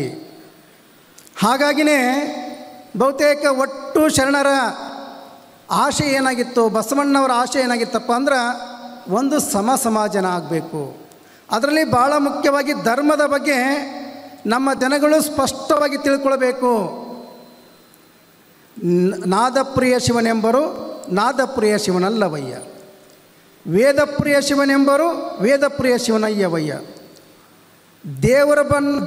ದೇವರ ಸಾಕ್ಷಾತ್ಕಾರ ಮಾಡ್ಕೋಬೇಕಂದ್ರೆ ನಾನು ಬಹುತೇಕ ಶ್ರೇಷ್ಠವಾದ ಭಾಷೆ, ಇಂಥ ಭಾಷೆಯನ್ನು ಮಾತನಾಡಿದರೆ ದೇವ್ರ ಸಾಕ್ಷಾತ್ಕಾರ ಆಗ್ತಾನೆ ಅನ್ನುವಂಥ ಒಂದು ಪದ್ಧತಿ, ಒಂದು ಸಂಪ್ರದಾಯ. ಆದರೆ ಬಸವಣ್ಣವ್ರು ಹೇಳ್ತಾರೆ, ನಾದಪ್ರಿಯನೂ ಅಲ್ಲ, ವೇದಪ್ರಿಯನೂ ಅಲ್ಲ, ಭಕ್ತಿ ಪ್ರಿಯ ನಮ್ಮ ಕೂಡಲ ಸಂಗಮ ದೇವ ಅಲ್ರಿ. ಈಗ ನಮ್ಮ ತಾಯಿ ಹತ್ರ, ನಮ್ಮ ಅವನ ಹತ್ರ ನಾನು ನೀರು ಕೇಳಬೇಕಾಗಿದ್ದರೆ ನನಗೆ ನೀರು ಬೇಕಾಗಿತ್ತು, ನನಗೆ ಹಶು ಆಗಿದ್ದಲ್ವಾ, ನೀರಡಿಕೆ ಆಗಿದ್ದೇವಲ್ಲ. ನನ್ನ ತಾಯಿ ಹತ್ರ ಪ್ರಸಾದವನ್ನು ಕೇಳಬೇಕಾದ್ರೆ, ಊಟವನ್ನು ಕೇಳಬೇಕಾದ್ರೆ, ನೀರನ್ನು ಕೇಳಬೇಕಾದ್ರೆ ನಾನು ಸಂಸ್ಕೃತವನ್ನೇ ಕಲಿತು ಕೇಳುವಂಥ ಪರಿಪಾಠ ಬೆಳೆಸ್ಕೋಬೇಕಾ? ನನ್ನ ಮಾತೃಭಾಷೆ ಕನ್ನಡದಲ್ಲಿ ಅವ್ವ ನನಗೆ ನೀರಡಿಕೆ ಆಗಿದೆ, ನೀರು ಕೊಡು, ಹಸಿವೆ ಆಗಿದೆ, ನನಗೆ ಊಟ ಕೊಡು ಅನ್ನುವಂಥದ್ದು ಏನಿದೆಯಲ್ಲ, ಬಹುತೇಕ ಕನ್ನಡದಲ್ಲೇ ಭಗವಂತನ ಸಾಕ್ಷಾತ್ಕಾರ ಮಾಡಿಕೊಳ್ಳುವಂಥ ಒಂದು ದೇವರ ಬಗ್ಗೆ ಸ್ಪಷ್ಟವಾದ ಮಾಹಿತಿಯನ್ನು ಕೊಟ್ಟಿರ್ತಕ್ಕಂಥವ್ರು ಬಹುತೇಕ ಬಸವಣ್ಣವರು ಮತ್ತು ಆ ಎಲ್ಲ ಶರಣ ಸಂಕುಲ ಅನ್ನುವಂಥದ್ದು. ಮಡಿವಾಳ ಮಾಚಿದೇವರು ಹೇಳ್ತಾರೆ ದೇವರ ಬಗ್ಗೆ ಭಾಳ ಸ್ಪಷ್ಟವಾಗಿ. ಇವತ್ತು ಕೂಡ ನಮ್ಮ ದೇಶದಲ್ಲಿ ದೇವರ ಬಗ್ಗೆ ಭಾಳಷ್ಟು ಗೊಂದಲವನ್ನು ಇಟ್ಕೊಂಡ್ವಿ ನಾವು. ಒಬ್ಬ ಶರಣರು ಹೇಳ್ತಾರೆ, ವಾಯು ಗುಣವ ಸರ್ಪ ಬಲ್ಲದು, ಮಧುರದ ಗುಣವ ಇರುವೆ ಬಲ್ಲದು, ಗೋತ್ರದ ಗುಣವ ಕಾಗೆ ಬಲ್ಲದು, ವೇಳೆಯ ಗುಣವ ಕೋಳಿ ಬಲ್ಲದು. ಇದು ಕಾರಣ ಮನುಷ್ಯ ಜನ್ಮದಲ್ಲಿ ಬಂದು ಶಿವಜ್ಞಾನವನ್ನು ಅರಿಯದಿದ್ದೊಡೆ. ಬಹುತೇಕ ಈ ದೇಶದಲ್ಲಿ ದೇವರ ಬಗ್ಗೆ, ಧರ್ಮದ ಬಗ್ಗೆ ಯಾವ ರೀತಿಯಾಗಿರ್ತಕ್ಕಂಥ ವ್ಯಾಖ್ಯಾನವನ್ನು ಮಾಡ್ತಾಯಿದ್ರೆ ನೀವೆಲ್ಲ ಗಮನಿಸ್ತಾ ಇದ್ರಿ. ಬಹುತೇಕ ಶರಣರು ಹೇಳ್ತಾರೆ, ಸ್ಪಷ್ಟವಾಗಿ ಹೇಳ್ತಾರೆ, ವಾಯು ಗುಣವ, ಗುಣ ಅಂದರೆ ಸ್ವಭಾವ, ವಾಯು ಗುಣವ ಸರ್ಪ ಬಲ್ಲದು. ಹಾವುಗಳಿಗಿರ್ತಕ್ಕಂಥ ಸ್ವಭಾವ ಏನಪ್ಪ ಅಂದ್ರೆ, ಗುಣ ಏನಪ್ಪ ಅಂದ್ರೆ ಗಾಳಿಯಲ್ಲಿ ಬರ್ತಕ್ಕಂಥ ತರಂಗಗಳ ಮೂಲಕವಾಗಿ ಅದು ತನ್ನ ಚಲನವನ್ನ ಮಾಡ್ತದೆ. ಮಧುರದ ಗುಣವ ಇರುವೆ ಬಲ್ಲದು ಅಂದರೆ ಸಿಹಿಯ ಗುಣ ಇರುವೆ ಗೊತ್ತಾಗ್ತದೆ, ಗೋತ್ರದ ಗುಣ ಕಾಗೆ ಗೊತ್ತಾಗ್ತದೆ, ವೇಳೆಯ ಗುಣ ಕೋಳಿ ಗೊತ್ತಾಗ್ತದೆ. ಇದು ಕಾರಣ ಮನುಷ್ಯ ಜನ್ಮದಲ್ಲಿ ಬಂದು ಶಿವಜ್ಞಾನವನ್ನು ಅರಿಯದಿದ್ದೊಡೆ. ದೇವರ ಬಗ್ಗೆ ನಾವು ಸ್ಪಷ್ಟವಾಗಿ ತಿಳ್ಕೊಳ್ಳದೆ ಇದ್ದರೆ ಆ ಕಾಗೆ ಮತ್ತು ಕೋಳಿಗಳಿಗಿಂತ ಕನಿಷ್ಠ ಆಗ್ತಾನೆ ಅನ್ನುವಂಥ ಮಾತನ್ನು ಹೇಳ್ತಾರೆ. ಯಾಕೆ ಅಂದ್ರೆ ನಾವು ಭಾಳ ಸಂದರ್ಭದಲ್ಲಿ ಹೇಳ್ತೀವಿ, ಮನುಷ್ಯ 84 ಲಕ್ಷ ಜೀವರಾಶಿಗಳಲ್ಲಿ ಶ್ರೇಷ್ಠ ಅಂತ ಹೇಳ್ಕೊತೀವಿ. ದೇವ್ರ ವಿಷಯಕ್ಕೆ ಬಂದ್ರೆ ಭಾಳ ಗೊಂದಲಕ್ಕೊಳಗಾಗಿಬಿಡ್ತೀವಿ. ನಮ್ಮ ಮನೆಯೊಳಗಿರ್ತಕ್ಕಂಥ ನಾವೆಲ್ಲ ಅನೇಕ ಸಾಕು ಪ್ರಾಣಿಗಳನ್ನು ಸಾಕಿರ್ತೀವಲ್ವ. ನಮ್ಮ ಮನೆಯೊಳಗೆ ಹಸು ಇರ್ತದೆ, ಎಮ್ಮೆ ಇರ್ತದೆ, ನಾಯಿ ಇರ್ತದೆ, ಬೆಕ್ಕಿರ್ತದೆ ಅಲ್ವ. ಸಾಮಾನ್ಯವಾಗಿ ನೀವೆಲ್ಲ ಅನೇಕ ಸಾಕು ಪ್ರಾಣಿಗಳನ್ನ, ಇತ್ತೀಚೆಗೆ ನಾಯಿಗಳನ್ನು ನೀವೆಲ್ಲ ಸಾಕಿರ್ತೀರಿ ನಿಮ್ಮ ಮನೆಯೊಳಗೆ. ನಿಮ್ಮ ಮನೆಯೊಳಗಿರ್ತಕ್ಕಂಥ ಒಂದು ನಾಯಿಯನ್ನು ಗಮನಿಸ್ರಿ. ನೀವು ಹೊರಗಡೆ ಹೋಗಿ ಸಾಯಂಕಾಲ ನಿಮ್ಮ ಮನೆಯೊಳಗೆ ಬರ್ತಿದ್ದಂಗೆ, ಸಂಜೆ ಬರ್ತಿದ್ದಂಗೆ ನಿಮ್ಮ ಮನೆಯೊಳಗಿರ್ತಕ್ಕಂಥ ನಾಯಿ ನನ್ನ ಮಾಲೀಕ ಬಂದ ಅಂಥೇಳಿ ನಿಮ್ಮ ಹತ್ರ ಓಡಿ ಬಂದು ತನ್ನ ಬಾಲ ಅಲ್ಲಾಡಿಸೋ ಸಂಕೇತ ಏನಪ್ಪ ಅಂದರೆ ಅದರ ಪ್ರೀತಿ. ಅದರ ಬಾಲವನ್ನು ಅಲ್ಲಾಡಿಸಿ ತನ್ನ ಪ್ರೀತಿಯನ್ನು ವ್ಯಕ್ತಪಡಿಸ್ತದೆ. ಅದು ನೀವು ಯಾವುದೇ ಡ್ರೆಸ್ ಹಾಕ್ಕೊಂಡವ್ರಿ, ಯಾವುದೇ ಬಟ್ಟೆಯನ್ನು ಹಾಕ್ಕೊಂಡವ್ರಿ, ಸಂಜೆ ನಿಮ್ಮ ಮನೆಗೆ ಬರ್ತಿದ್ದಂಗೆ ನಿಮ್ಮ ಮನೆಯೊಳಗಿರ್ತಕ್ಕಂಥ ನಾಯಿ ಗೊತ್ತಾಗ್ತದೆ ನನ್ನ ಮಾಲೀಕ ಬಂದ ಅಂಥೇಳಿ ನಿಮ್ಮ ಹತ್ರ ಓಡಿ ಬಂದು ತನ್ನ ಪ್ರೀತಿಯನ್ನು ವ್ಯಕ್ತಪಡಿಸ್ತದೆ. ಹೌದಲ್ವ? ಹಾಗಾದರೆ ನಮ್ಮೆಲ್ಲರ ಮಾಲೀಕ ಯಾರು? ನಾಯಿ ಮಾಲೀಕ ನೀವು. ನಮ್ಮೆಲ್ಲರ ಮಾಲೀಕ ಯಾರು? ಆ ಭಗವಂತ, ಆ ದೇವರು. ಆ ದೇವರು ಅಲ್ಲಾನ ರೂಪದಲ್ಲಿ ಬಂದ್ಬಿಟ್ಟ. ಯಾವ ರೂಪದಲ್ಲಿ ಬರ್ತಾನೆ? ಅಲ್ಲಾನ ರೂಪದಲ್ಲಿ ಬಂದ್ರೆ ನಾವೆಲ್ಲ ಏನಂತೀವಿ? ಅದು ನಮ್ಮ ದೇವರಲ್ರಿ, ಅದು ಮುಸಲ್ಮಾನರ ದೇವ್ರಿ ಅಂತೀವಿ ನಾವು. ನಮ್ಮ ದೇವರಲ್ರಿ, ಅದು ಮುಸಲ್ಮಾನರ ದೇವ್ರಿ ಅಂತೀವಿ. ಮೊಹಮ್ಮದ್ ಪೈಗಂಬರ್ ಹೇಳ್ತಾರೆ, ಈ ಭೂಮಿಯ ಮೇಲೆ ಭಗವಂತ ನಿರಾಕಾರವಾಗಿದ್ದಾನೆ, ಭಗವಂತ ಸಾಕಾರ ರೂಪದಲ್ಲಿಲ್ಲ, ಪಂಚೇಂದ್ರಿಗಳಿಗೆ ಕಾಣೋದಿಲ್ಲ, ಕಣ್ಣಿಗೆ ಕಾಣಂಗಿಲ್ಲ. ದೇವರು ನಿರಾಕಾರವಾಗಿದ್ದಾನೆ. ಆ ನಿರಾಕಾರವಾಗಿರ್ತಕ್ಕಂಥ ಭಗವಂತನ ನೀನು ಸಾಕ್ಷಾತ್ಕಾರ ಮಾಡ್ಕೊಳ್ಬೇಕಾಗಿತ್ತು ಅಂದ್ರೆ ನೀ ನಮಾಜ್ ಮೂಲಕವಾಗಿ, ಧ್ಯಾನದ ಮೂಲಕವಾಗಿ ನೀ ಸಾಕ್ಷಾತ್ಕಾರ ಮಾಡ್ಕೊಳ್ಳಪ್ಪ ಅಂತ ಹೇಳಿದ್ರಿಂದ ಬಹುತೇಕ ಅವರೆಲ್ಲ ವಜ್ರಾಸನದಲ್ಲಿ ಕೂತ್ಕೊಂಡು ನಮಾಜ್ ಮೂಲಕವಾಗಿ ಭಗವಂತನ ಸಾಕ್ಷಾತ್ಕಾರ ಮಾಡ್ಕೊಳ್ತಾನೆ. ಆ ಭಗವಂತ ಅಲ್ಲಾನ ರೂಪದಲ್ಲಿ ಬಂದಾಗ ನಾವೇನ್ಕೊಂತೀವಿ ಹಿಂದೂಗಳು? ಅದು ನಮ್ಮ ದೇವರಲ್ರಿ, ಅದು ಮುಸಲ್ಮಾನರ ದೇವ್ರಿ ಅಂತೀವಿ ನಾವು. ಅದೇ ಭಗವಂತ ಯೇಸುವಿನ ರೂಪದಲ್ಲಿ ಬರ್ತಾನೆ. ಯೇಸುವಿನ ರೂಪದಲ್ಲಿ ಬಂದಾಗ ನಾವೇನ್ಕೊಂತೀವಿ? ಅದು ನಮ್ಮ ದೇವರಲ್ರಿ, ಅದು ಕ್ರಿಶ್ಚಿಯನ್ರ ದೇವ್ರಿ ಅಂತೀವಿ ನಾವು. ಹೌದಲ್ಲ? ಅದೇ ಭಗವಂತ ವೀರಭದ್ರನ ರೂಪದಲ್ಲಿ ಬಂದ, ಅವಾಗ ಏನಂತೀವಿ? ಅದು ಲಿಂಗಾಯತರು ವೀರಶೈವರ ದೇವ್ರಿ ಅಂತೀವಿ ನಾವು. ಅದೇ ಭಗವಂತ ವೀರಪ್ಪನ ರೂಪದಲ್ಲಿ ಬಂದ, ಅವಾಗ ಏನಂತೀವಿ ನಾವು? ಅದು ಹಾಲ್ಮತ ಸಮಾಜ, ಕುರುಬ ಸಮಾಜ ದೇವರು ಅಂತ. ಬಹುತೇಕ ಈ ನಾಳೆಯಿಂದ ದುಗ್ಗಮ್ಮನ ಜಾತ್ರೆ ದಾವಣಗೆರೆಯಲ್ಲಿ ಭರ್ಜರಿ ಅಲ್ವಾ? ಆ ದುಗ್ಗಮ್ಮನ ರೂಪದಲ್ಲಿ ಬಂದರೆ ಅದು SC/ST ದೇವ್ರಿ ಅಂತೀವಿ ನಾವು. ಅಂದರೆ ದೇವರಿಗೆ ಜಾತಿಯನ್ನು, ದೇವರಿಗೆ ಧರ್ಮವನ್ನು ಆಲೇಪನ ಮಾಡ್ತಕ್ಕಂಥ ಮನಸ್ಥಿತಿ ನಮ್ಮಲ್ಲಿರೋದ್ರಿಂದ ಅದಕ್ಕೆ ಹೇಳ್ತಾರೆ, ವಾಯು ಗುಣವ ಸರ್ಪ ಬಲ್ಲದು, ಮಧುರದ ಗುಣವ ಇರುವೆ ಬಲ್ಲದು, ಗೋತ್ರದ ಗುಣವ ಕಾಗೆ ಬಲ್ಲದು, ವೇಳೆಯ ಗುಣವ ಕೋಳಿ ಬಲ್ಲದು. ಇದು ಕಾರಣ, ಮನುಷ್ಯರಾಗಿ ಹುಟ್ಟಿದಿರಪ್ಪ, ದೇವರ ಬಗ್ಗೆ ಜಾತಿಯನ್ನು ಮಾಡಬೇಡ್ರಿ, ದೇವರ ಧರ್ಮದ ಬಗ್ಗೆ ಜಾತಿ ಮಾಡೋಕ್ಕೆ ಹೋಗ್ಬೇಡ್ರಿ, ದೇವರು ಒಬ್ಬನೇ ಇದ್ದಾನೆ ಅನ್ನುವಂಥ ಭಾವನೆಯನ್ನು ನಾವೆಲ್ಲರೂ ಕೂಡ ಹೊಂದಬೇಕಾಗ್ತದೆ. ಅದಕ್ಕೆ ಬಸವಣ್ಣ ಹೇಳ್ತಾರೆ, ದೇವನೊಬ್ಬ ನಾಮ ಹಲವು ಅಂತೇಳಿ. ಬಹುತೇಕ ಈ ಜಗತ್ತಿನಲ್ಲಿ ಮನುಷ್ಯನ ಮೇಲೆ ಕ್ರೌರ್ಯವನ್ನು ಎಸಗ್ತಾ ಇರೋದೇ ದೇವರ ಹೆಸರಿನಲ್ಲಿ. ಅದಕ್ಕೆ ಶರಣರ ಒಟ್ಟು ಆಶೆ ಏನಾಗಿತ್ತಂದರೆ ಧರ್ಮದ ಬಗ್ಗೆ ಮತ್ತು ದೇವರ ಬಗ್ಗೆ ನಮ್ಮ ಜನ ಸ್ಪಷ್ಟವಾಗಿ ತಿಳ್ಕೊಳ್ಬೇಕು ಅನ್ನೋ ಕಾರಣಕ್ಕೋಸ್ಕರನೇ ಅವರು ಕನ್ನಡ ಸಾಹಿತ್ಯಕ್ಕೆ ಬಹುತೇಕ ವಚನವನ್ನು ಕೊಟ್ಟರು. ಕನ್ನಡ ಭಾಷೆಯಲ್ಲಿ, ಮಾತೃಭಾಷೆಯಲ್ಲಿನೇ ನಮ್ಮ ಜನಗಳಿಗೆ ದೇವರ ಬಗ್ಗೆ, ಧರ್ಮದ ಬಗ್ಗೆ ಸ್ಪಷ್ಟವಾಗಿ ಮಾಹಿತಿ ಸಿಗಬೇಕನ್ನೋ ಕಾರಣಕ್ಕೋಸ್ಕರ ಒಟ್ಟು ಶರಣ ಚಳವಳಿಯ ಆಶೆಯಾಗಿತ್ತು. ಲಕ್ಷದ ಮೇಲೆ 96,000 ಅಮರಗಣಗಳು ಬಹುತೇಕ ಕನ್ನಡ ಸಾಹಿತ್ಯಕ್ಕೆ ವಚನ ಸಾಹಿತ್ಯವನ್ನು ಕೊಡೋದ್ರ ಮೂಲಕವಾಗಿ ದೇವರ ಬಗ್ಗೆ, ಧರ್ಮದ ಬಗ್ಗೆ ಮತ್ತು ನಮ್ಮ ಸಾಮಾಜಿಕ ಎಲ್ಲ ರಂಗಗಳಲ್ಲಿ ನಮಗೆಲ್ಲ ಮಾರ್ಗದರ್ಶನ ಮಾಡಿರ್ತಕ್ಕಂಥವ್ರು ವಿಶ್ವಗುರು ಬಸವಣ್ಣವರು ಮತ್ತು ಅನುಭವ ಮಂಟಪ ಅನ್ನುವಂಥದ್ದು. ಆ ಹಿನ್ನೆಲೆ ಒಳಗೆ ನಾವೆಲ್ಲರೂ ಕೂಡ ಬಸವಣ್ಣವ್ರನ್ನ ಸಾಂಸ್ಕೃತಿಕ ನಾಯಕನಾಗಿ ಇವತ್ತು ನಾವು ಒಪ್ಕೊಂಡಿರ್ತಕ್ಕಂಥದ್ದು. ಅದಕ್ಕೆ ಪೂರಕವಾಗಿ ಇವತ್ತು ಕರ್ನಾಟಕ ಸರ್ಕಾರ ಇಂಥ ಒಂದು ಮಹತ್ ಕಾರ್ಯವನ್ನು ಮಾಡಿರ್ತಕ್ಕಂಥ ಹಿನ್ನೆಲೆಯೊಳಗೆ ಕರ್ನಾಟಕ ಸರ್ಕಾರದ ಗೌರವಾನ್ವಿತ ಮಾನ್ಯ ಮುಖ್ಯಮಂತ್ರಿಗಳಿಗೆ ಮತ್ತು ಸರ್ಕಾರದ ಎಲ್ಲ ಸಚಿವ ಸಂಪುಟದ ಸಚಿವರಿಗೆ ನಾವು ಜೋರಾದ ಚಪ್ಪಾಳೆ ತಟ್ಟಿ ಅಭಿನಂದನೆ ಸಲ್ಲಿಸೋಣ. ವಿಶೇಷವಾಗಿ ಜಾತಿ ಕಾರಣಕ್ಕಾಗಿ ಇವತ್ತು ಸಹ ನಮ್ಮ ಗ್ರಾಮಾಂತರ ಪ್ರದೇಶಗಳಲ್ಲಿ ತಾರತಮ್ಯಗಳು, ವ್ಯತ್ಯಾಸಗಳನ್ನು ನಾವು ಕಾಣ್ತಾ ಇದ್ದೀವಿ. ಆ ಕಾರಣಕ್ಕಾಗಿ ಒಂದು ಸಮಾಜ ನಿರ್ಮಾಣ ಆಗಬೇಕು ನಿಟ್ಟಿನಲ್ಲಿ ಅವರ ಒಂದು ದೂರ ದೃಷ್ಟಿ ಏನಿತ್ತು ಅದು ಆದರ್ಶವಾಗಿರ್ತಕ್ಕಂಥ ಇಂಥ ಒಂದು ಆದರ್ಶವಾಗಿರ್ತಕ್ಕಂಥ ಕಲ್ಯಾಣ ರಾಜ್ಯವನ್ನು ನಿರ್ಮಾಣ ಆಗಬೇಕಂತ ಇನ್ನೊಳಗೆ ಬಸವಣ್ಣವರು ಕನ್ನಡ ಸಾಹಿತ್ಯಕ್ಕೆ ವಚನಗಳ ಮೂಲಕವಾಗಿ ಕೊಡುಗೆಯನ್ನು ಕೊಟ್ಟಿರ್ತಕ್ಕಂಥವ್ರು. ಅಂಥ ಮಹನೀಯರ ವಿಶೇಷವಾಗಿ ಸರ್ಕಾರ ಸಾಂಸ್ಕೃತಿಕ ನಾಯಕರಾಗಿ ವಿಶ್ವಗುರು ಬಸವಣ್ಣವರ ಹೆಸರನ್ನು ಘೋಷಣೆ ಮಾಡಿರ್ತಕ್ಕಂಥದ್ದು ಸಂತೋಷದ ವಿಚಾರ. ಆ ಹಿನ್ನೆಲೆಯೊಳಗೆ ನಾವೆಲ್ಲರೂ ಕೂಡ ಇಂಥ ಕನ್ನಡ ಸಾಹಿತ್ಯ ಸಮ್ಮೇಳನದ ಮೂಲಕವಾಗಿ ಬಸವಣ್ಣವರು ಕನ್ನಡ ಸಾಹಿತ್ಯ ಕೊಟ್ಟಿರ್ತಕ್ಕಂಥ ವಚನ ಸಾಹಿತ್ಯ ಮತ್ತು ಅದರ ಜೊತೆಗೆ ಇವತ್ತು ನಮ್ಮ ಮುಂದೆ ಇರ್ತಕ್ಕಂಥ ನಮ್ಮ ಕನ್ನಡ ಭಾಷೆಯ ಮುಂದೆ ಇರ್ತಕ್ಕಂಥ ಸವಾಲು ಆತಂಕ ಏನಪ್ಪ ಅಂದ್ರೆ ಕನ್ನಡೇತರರು ಇವತ್ತು ಅನೇಕ ಸಂದರ್ಭಗಳಲ್ಲಿ ನಮ್ಮ ಪ್ರದೇಶಗಳನ್ನು ಇವತ್ತು ನಮ್ಮ ಪ್ರದೇಶಗಳ ಮೇಲೆ ಆಕ್ರಮಣ ಮಾಡ್ತಾಯಿದ್ದಾರೆ. ಹಾಗಾಗಿ ಇಂಥ ಕನ್ನಡ ಸಾಹಿತ್ಯ ಸಮ್ಮೇಳನದ ಮೂಲಕವಾಗಿ ನಾವು ಜಾಗೃತರಾಗಬೇಕು. ರಾಷ್ಟ್ರಕವಿ ಕುವೆಂಪು ಅವರು ಹೇಳ್ತಾರಲ್ಲ, ಬಾರಿಸು ಕನ್ನಡ ಡಿಂಡಿಮವ, ಓ ಕರ್ನಾಟಕ ಹೃದಯ ಶಿವ, ಸತ್ತಂತಿಯರನ್ನ ಬಡದೆಚ್ಚರಿಸು, ಕಚ್ಚಾಡುವರನ್ನ ಕೂಡಿಸಿ ಒಲಿಸು, ಹೊಟ್ಟೆಯ ಕಿಚ್ಚಿಗೆ ಕಣ್ಣೀರಿಸುರಿಸು, ಒಟ್ಟಿಗೆ ಬಾಳುವ ತೆರದಲ್ಲಿ ಹರಿಸು ಅಂತ ಹೇಳ್ತಾರೆ. ಬಹುತೇಕ ನಮ್ಮ ಪಕ್ಷ ಏನೇ ಇರಲಿ, ನಮ್ಮ ಜಾತಿ ಏನೇ ಇರಲಿ, ನಮ್ಮ ವರ್ಗ ಏನೇ ಇರಲಿ, ಅದೆಲ್ಲವನ್ನು ಬದಿಗಿರಿಸಿ ಇವತ್ತು ಕನ್ನಡ ನಾಡು ನುಡಿಗೋಸ್ಕರ ನಾವೆಲ್ಲರೂ ಕೂಡ ಹೋರಾಡುವಂಥ ಅನಿವಾರ್ಯತೆ ಇದೆ. ಬಹುತೇಕ ಇವತ್ತು ನಾವೆಲ್ಲ ನಮ್ಮ ಜಾಗೃತಿ ವೇದಿಕೆಗೆ ಮಾತ್ರ ಸೀಮಿತ ಆಗ್ತಾಯಿದೆ. ಬಹುತೇಕ ಇವತ್ತು ಯಾರು ಎಜುಕೇಟ್ ಅಂತ ಹೇಳ್ತೀವಿ, ಅಕ್ಷರಸ್ಥರು ಅಂತ ಏನು ಹೇಳ್ತಾ ಇದ್ದೀವಿ, ಅವರು ಇವತ್ತು ಅವರ ಮಕ್ಕಳನ್ನು ಆಂಗ್ಲ ಬಹುತೇಕ ಇಂಗ್ಲೀಷ್ ಮಾಧ್ಯಮ ಸ್ಕೂಲ್ಗಳಲ್ಲಿ ಓದಿಸ್ತಾ ಇದ್ದಾರೆ.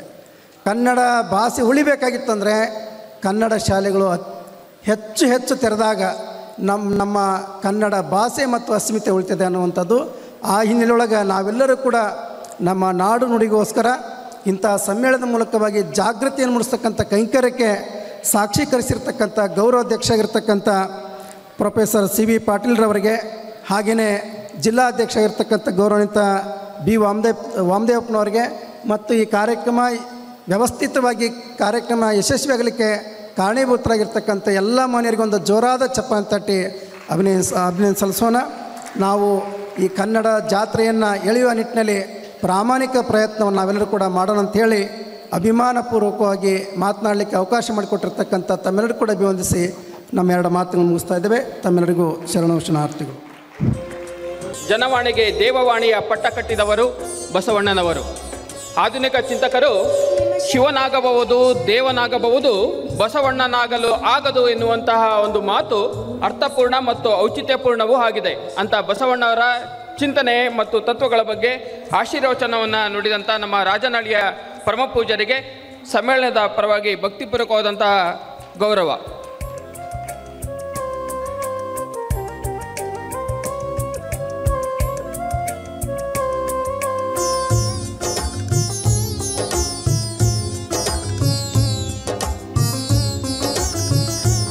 ಈ ಒಂದು ಕಾರ್ಯಕ್ರಮದಲ್ಲಿ ನಮ್ಮ DCC ಬ್ಯಾಂಕಿನ ಉಪಾಧ್ಯಕ್ಷರಾದಂಥ ಅನಗವಾಡಿ ಕುಮಾರಣ್ಣನವರು ಈ ಒಂದು ವೇದಿಕೆಯಲ್ಲಿ ಸಮ್ಮೇಳನದ ಗೌರವವನ್ನು ಸ್ವೀಕರಿಸಬೇಕಾಗಿ ಅವರಲ್ಲಿ ಕೋರಿಕೆ.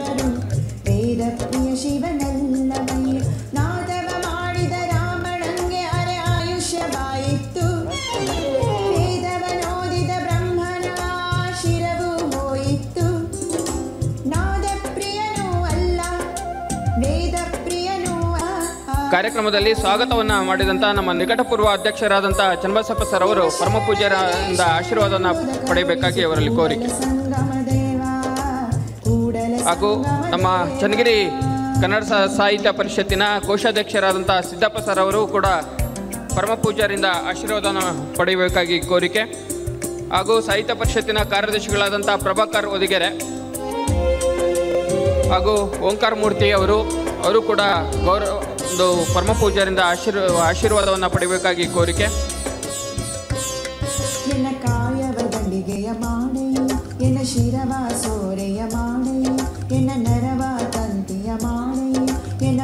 ಬರ್ರಿ ರವಿಕುಮಾರ್ ಸರ್. ರವಿಕುಮಾರ್ ಸರ್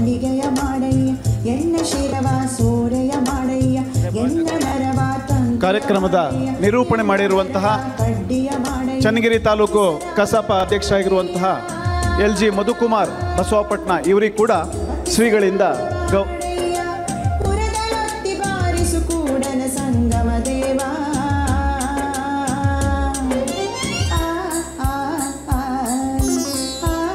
ಚನ್ನಗಿರಿ ತಾಲೂಕು ಕನ್ನಡ ಸಾಹಿತ್ಯ ಪರಿಷತ್ತಿನ ಅಧ್ಯಕ್ಷರಾದಂಥ ಶ್ರೀಯುತ LG ಮಧುಕುಮಾರ್ ಅವರಿಗೆ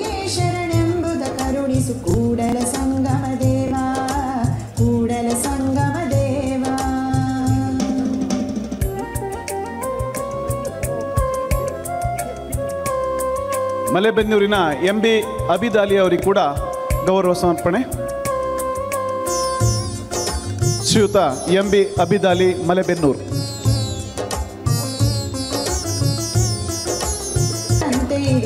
ವಂದನಾರ್ಪಣೆಯನ್ನು ನಮ್ಮ ಪ್ರಭಾಕರ್ ಅವರು ನಡೆಸಿಕೊಡಬೇಕಾಗಿ ಅವರಲ್ಲಿ ಕೋರಿಕೆ.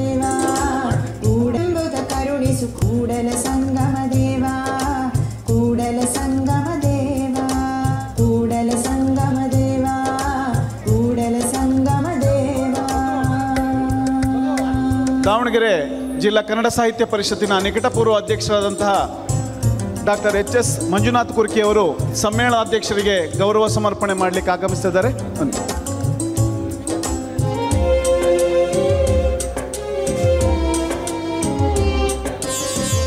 ಮುಂದಿನ ಗೋಷ್ಠಿಯನ್ನು ನಿರ್ವಹಣೆ ಮಾಡುವವರು ವೇದಿಕೆಗೆ ಬರಬೇಕು. ನಾಯಕರಾಗಿ ವಿಶ್ವಗುರು ಬಸವಣ್ಣ ಅವರ ಈ ಒಂದು ಚಿಂತನ ಮಂಥನ ಕಾರ್ಯಕ್ರಮದಲ್ಲಿ ಮಠಾಧೀಶರಾಗಿರ್ತಕ್ಕಂಥ ಪರಮ ಪೂಜ್ಯ ಶ್ರೀ ವಚನಾನಂದ ಮಹಾಸ್ವಾಮಿಗಳು ವೀರಶೈವ ಪಂಚಮಸಾಲಿ ಜಗದ್ಗುರು ಪೀಠ ಹರಿಹರ ಇವರು ಕೂಡ ನಾನು ವಂದನೆಗಳನ್ನು ಸಲ್ಲಿಸ್ತಾ ಇದ್ದೇನೆ. ಹಾಗೂ ಪರಮ ಪೂಜ್ಯ ಶ್ರೀ ಯೋಗಾನಂದ ಮಹಾಸ್ವಾಮಿಗಳು ಶ್ರೀ ಗುರು ಸಿದ್ದರಾಮ ಯಲವಟ್ಟಿ ಇವರು ಕೂಡ ವಂದನೆಗಳನ್ನು ಸಲ್ಲಿಸ್ತಾ ಇದ್ದೇನೆ. ಹಾಗೂ ಪರಮ ಪೂಜ್ಯ ಶ್ರೀ ವಾಲ್ಮೀಕಿ ಪ್ರಸನ್ನಾನಂದ ಮಹಾಸ್ವಾಮಿಗಳು ವಾಲ್ಮೀಕಿ ಗುರುಪೀಠ ರಾಜವನಹಳ್ಳಿ ಇವರು ಕೂಡ ವಂದನೆಗಳನ್ನು ಸಲ್ಲಿಸ್ತಾ ಇದ್ದೇನೆ. ಬಿ ವಾಮದೇವಪ್ಪ ಅಧ್ಯಕ್ಷರು ಜಿಲ್ಲಾ ಕನ್ನಡ ಸಾಹಿತ್ಯ ಪರಿಷತ್ ದಾವಣಗೆರೆ ಇವರು ಕೂಡ ವಂದನೆಗಳನ್ನು ಸಲ್ಲಿಸ್ತಾ ಇದ್ದೇನೆ. Professor CV. ಪಾಟೀಲ್ ಸಮ್ಮೇಳನ ಅಧ್ಯಕ್ಷರು ಇವರು ಕೂಡ ನಾನು ಈ ಒಂದು ಕಾರ್ಯಕ್ರಮದ ಪರವಾಗಿ ವಂದನೆಗಳನ್ನು ಸಲ್ಲಿಸ್ತಾ ಇದ್ದೇನೆ. ಹಾಗೂ ಕನ್ನಡ ಸಾಹಿತ್ಯ ಅಭಿಮಾನಿಗಳು ಹಾಗೂ ಹಿರಿಯ ಸಾಹಿತಿಗಳು ಮತ್ತು ನನ್ನ ಎಲ್ಲ ಕನ್ನಡ ಅಭಿಮಾನಿ ಬಳಗಕ್ಕೆ ವಂದನೆಗಳನ್ನು ಸಲ್ಲಿಸುತ್ತಾ ಈ ಒಂದು ಕಾರ್ಯಕ್ರಮವನ್ನು ಮುಗಿಸ್ತಾ ಇದ್ದೇನೆ. ಜೈ ಹಿಂದ್, ಜೈ ಕರ್ನಾಟಕ ಮಾತು. ಈ ಕಾರ್ಯಕ್ರಮದಲ್ಲಿ ಸುಗಮ ಸಂಗೀತ ನಮ್ಮ ಜಿಲ್ಲಾ ಕನ್ನಡ ಸಾಹಿತ್ಯ ಪರಿಷತ್ತಿನ ಕಾರ್ಯಕಾರಿ ಸಮಿತಿಯ ಸದಸ್ಯರು ಆಗಿರುವಂಥ ಸಿ.ಕೆ. ರುದ್ರಾಕ್ಷಿ ವಾಯಿ ಮತ್ತು ಸಂಗಡಿಗರು ದಾವಣಗೆರೆ ಇವರಿಂದ ಸುಗಮ ಸಂಗೀತ ಕಾರ್ಯಕ್ರಮ.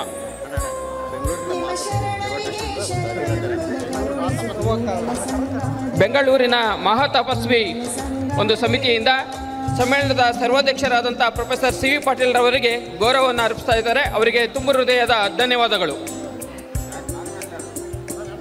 ಗೋಷ್ಠಿ 6ರ ನಿರ್ವಹಣಾ ಸಮಿತಿಯ ಎಲ್ಲ ಸದಸ್ಯರು ದಯಮಾಡಿ ವೇದಿಕೆಗೆ ಬರಬೇಕು ಅಂತ ಹೇಳ್ಕೊಡ್ತಾ ಇದ್ದೇನೆ. ಕುಬೇಂದ್ರಪ್ಪನವರು, ಆರ್.ಜಿ. ಮಲ್ಲಿಕಾರ್ಜುನ್, ನಾಗರಾಜ್ ಮತ್ತು ಪರಶುರಾಮ್ ಅಂಬೇಕರ್ ಇವರು ದಯಮಾಡಿ ವೇದಿಕೆಗೆ ಬರಬೇಕು ಅಂತ ಹೇಳ್ಕೊಡ್ತಾ ಇದ್ದೇನೆ.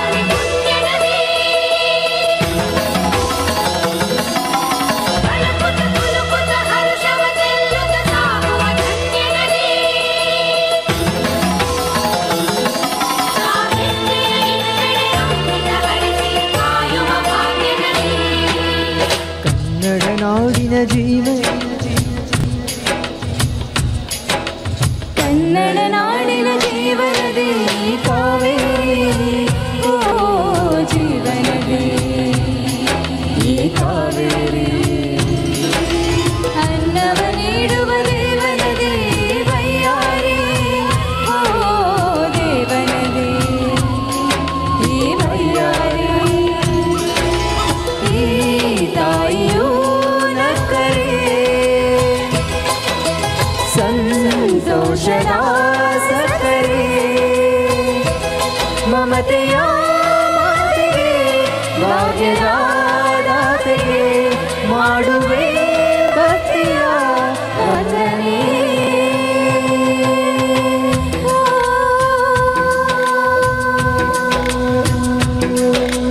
ಕನ್ನಡ ನಾಡಿನ ಜೀವನದಿ ಕಾವೇರಿ, ಓ ಜೀವನದಿ ಈ ಕಾವೇರಿ.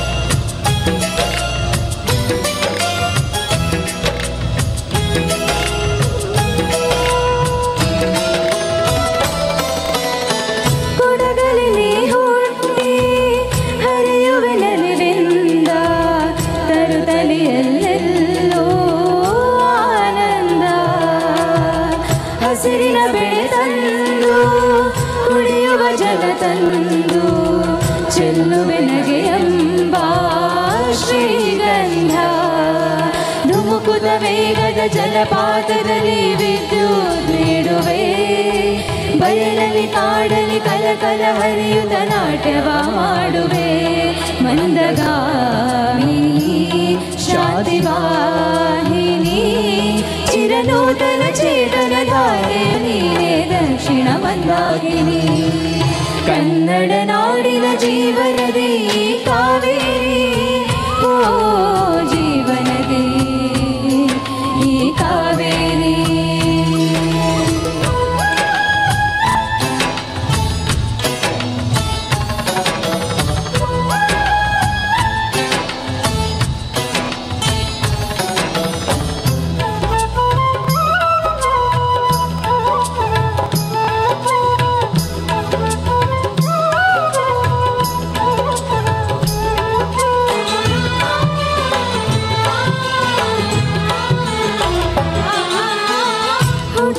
ಕಡೆಯೊಂದು ಫಲಕೊಡುಗಡೆಯೊಂದು ಸಾಗರದಲ್ಲಿ ನದಿಗೆಂದು ಸಂಗಮವು ತವರಿನ ಮನೆಯೊಂದು ಗಂಡನ ಮನೆಯೊಂದು ಹೆಣ್ಣಿಗೆ ಇದೆಯೆಂದು ಜೀವನವು ತಂದೆಯು ತಾಯಿಯು ಅಣ್ಣನು ತಂಗಿಯು ಎಲ್ಲ ದೂರವು ಹೊಸ ಮನೆ ಹೊಸ ಜನ ಹೊಸ ಹೊಸ ಬಂದವು ಅಲ್ಲಿ ಸಂತೋಷವು ಮನೆಯ ದೀಪವು ಬಾಳ ಸಂಗೀತವು ಮನ ಮೆಚ್ಚಿದ ಮನದಿಯ ಸಿಕ್ಕಿದ ವೇಳೆ ಸ್ವರ್ಗ ಸಂಸಾರವು ಕನ್ನಡ ನಾಡಿನ ಜೀವನದಿ ಕಾವೇರಿ ಓ ಜೀವನದಿ ಈ ಕಾವೇರಿ ಅನ್ನವ ನೀಡುವ ದೇವನದಿ ಬಯ್ಯಾರಿ ಓ ದೇವನದಿ ಈ ಬಯ್ಯಾರಿ ಈ ತಾಯಿಯೂ ನಕ್ಕರೆ ಸಂತೋಷದ ಸಕ್ಕರೆ ಮಮತೆಯ ಮಾತಿಗೆ ಭಾಗ್ಯದ ದಾತಿಗೆ ಮಾಡುವೆ ಭಕ್ತಿಯ ವಂದನೆ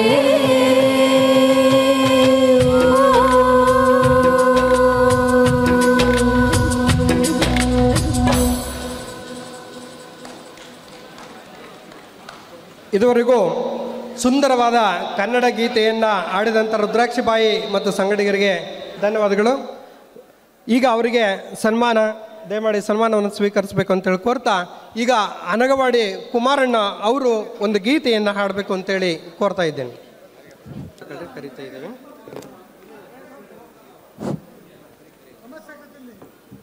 ಗೋಷ್ಠಿ 6ರ ಸಮ್ಮೇಳನಾಧ್ಯಕ್ಷರೊಂದಿಗೆ ಸಂವಾದ ಕಾರ್ಯಕ್ರಮದಲ್ಲಿ ಭಾಗವಹಿಸುವಂಥ ಅಂತೇಳಿ ಕೋರ್ತಾ ಇದ್ದೇನೆ.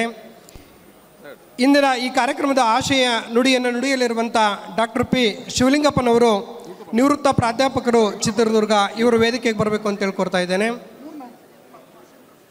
ಈ ಕಾರ್ಯಕ್ರಮದಲ್ಲಿ ಗೌರವ ಉಪಸ್ಥಿತಿಯನ್ನು ಹೊಂದಿರುವಂಥ ಬಾಮಾ ಬಸವರಾಜಯ್ಯ ಸರ್ ಅವರು ವೇದಿಕೆಗೆ ಬರಬೇಕು ಅಂತೇಳಿ ಕೋರ್ತಾ ಇದ್ದೇನೆ. ಹಾಗೆಯೇ ಬಿ ರೇವಣಸಿದ್ದಪ್ಪ ಮುಖಂಡರು ಹರಿಹರ, ಇವರು ಕೂಡ ವೇದಿಕೆಗೆ ಬರಬೇಕು ಅಂತೇಳಿ ಕೋರ್ತಾ ಇದ್ದೇನೆ. ಜಿ ನಂಜಪ್ಪ ಮುಖಂಡರು ಹರಿಹರ, ಇವರು ವೇದಿಕೆಗೆ ಬರಬೇಕು ಅಂತೇಳಿ ಕೋರ್ತಾ ಇದ್ದೇನೆ. ಹಾಗೆಯೇ ವೈಜ್ಞಾನಿಕ ಚಿಂತಕರು ಹರಿ ಜಾದುಗಾರ್ ಅವರು ಕೂಡ ವೇದಿಕೆಗೆ ಬರಬೇಕು ಅಂತೇಳಿ ಕೋರ್ತಾ ಇದ್ದೇನೆ.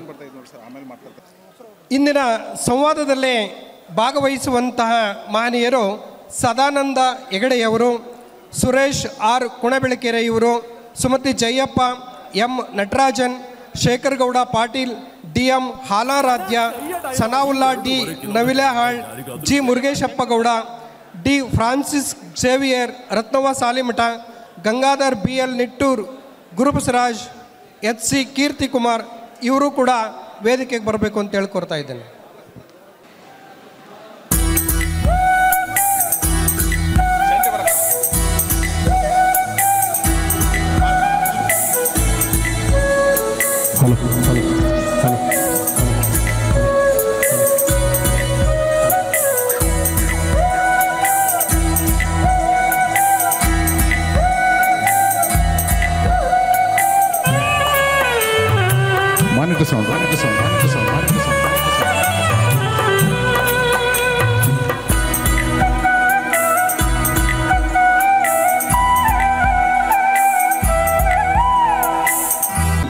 ಹಿಂದೆ ಹೇಗೆ ಚಿಮ್ಮುತ್ತಿತ್ತು ಕಣ್ಣ ತುಂಬ ಪ್ರೀತಿ, ಈಗ ಯಾಕೆ ಜ್ವಲಿಸುತ್ತಿದೆ ಏನೋ ಶಂಕೆ ಭೀತಿ.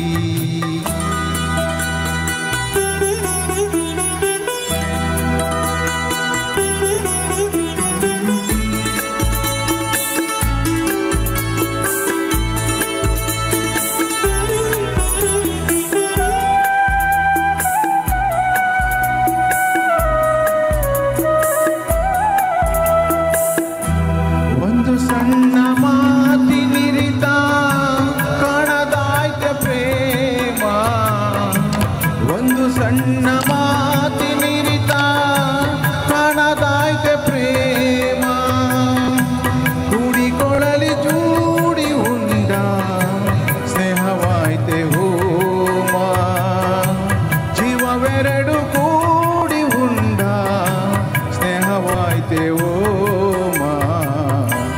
ಹಿಂದೆ ಹೇಗೆ ಚಿಮ್ಮುತ್ತಿತ್ತು ಕಣ್ಣ ತುಂಬ ಪ್ರೀತಿ, ಈಗ ಯಾಕೆ ಜ್ವಲಿಸುತ್ತಿದೆ ಏನೋ ಶಂಕೆ ಭೀತಿ.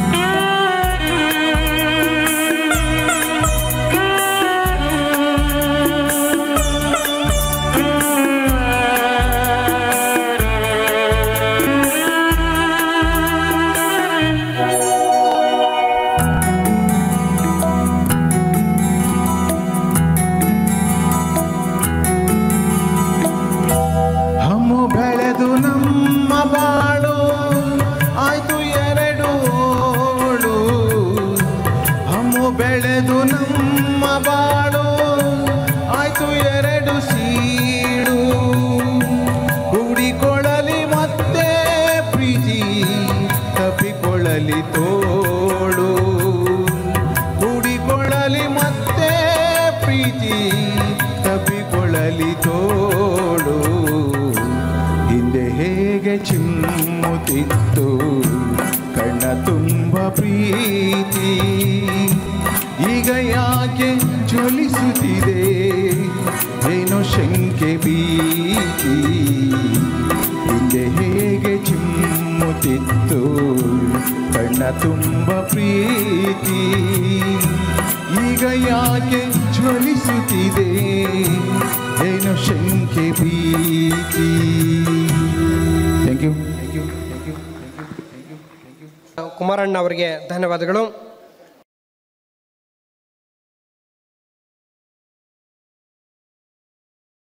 ನಕ್ಷತ್ರ ಟಿವಿ ಲೋಕಲ್ ನ್ಯೂಸ್, ಇದು ನಿಮ್ಮದೇ ಧ್ವನಿ.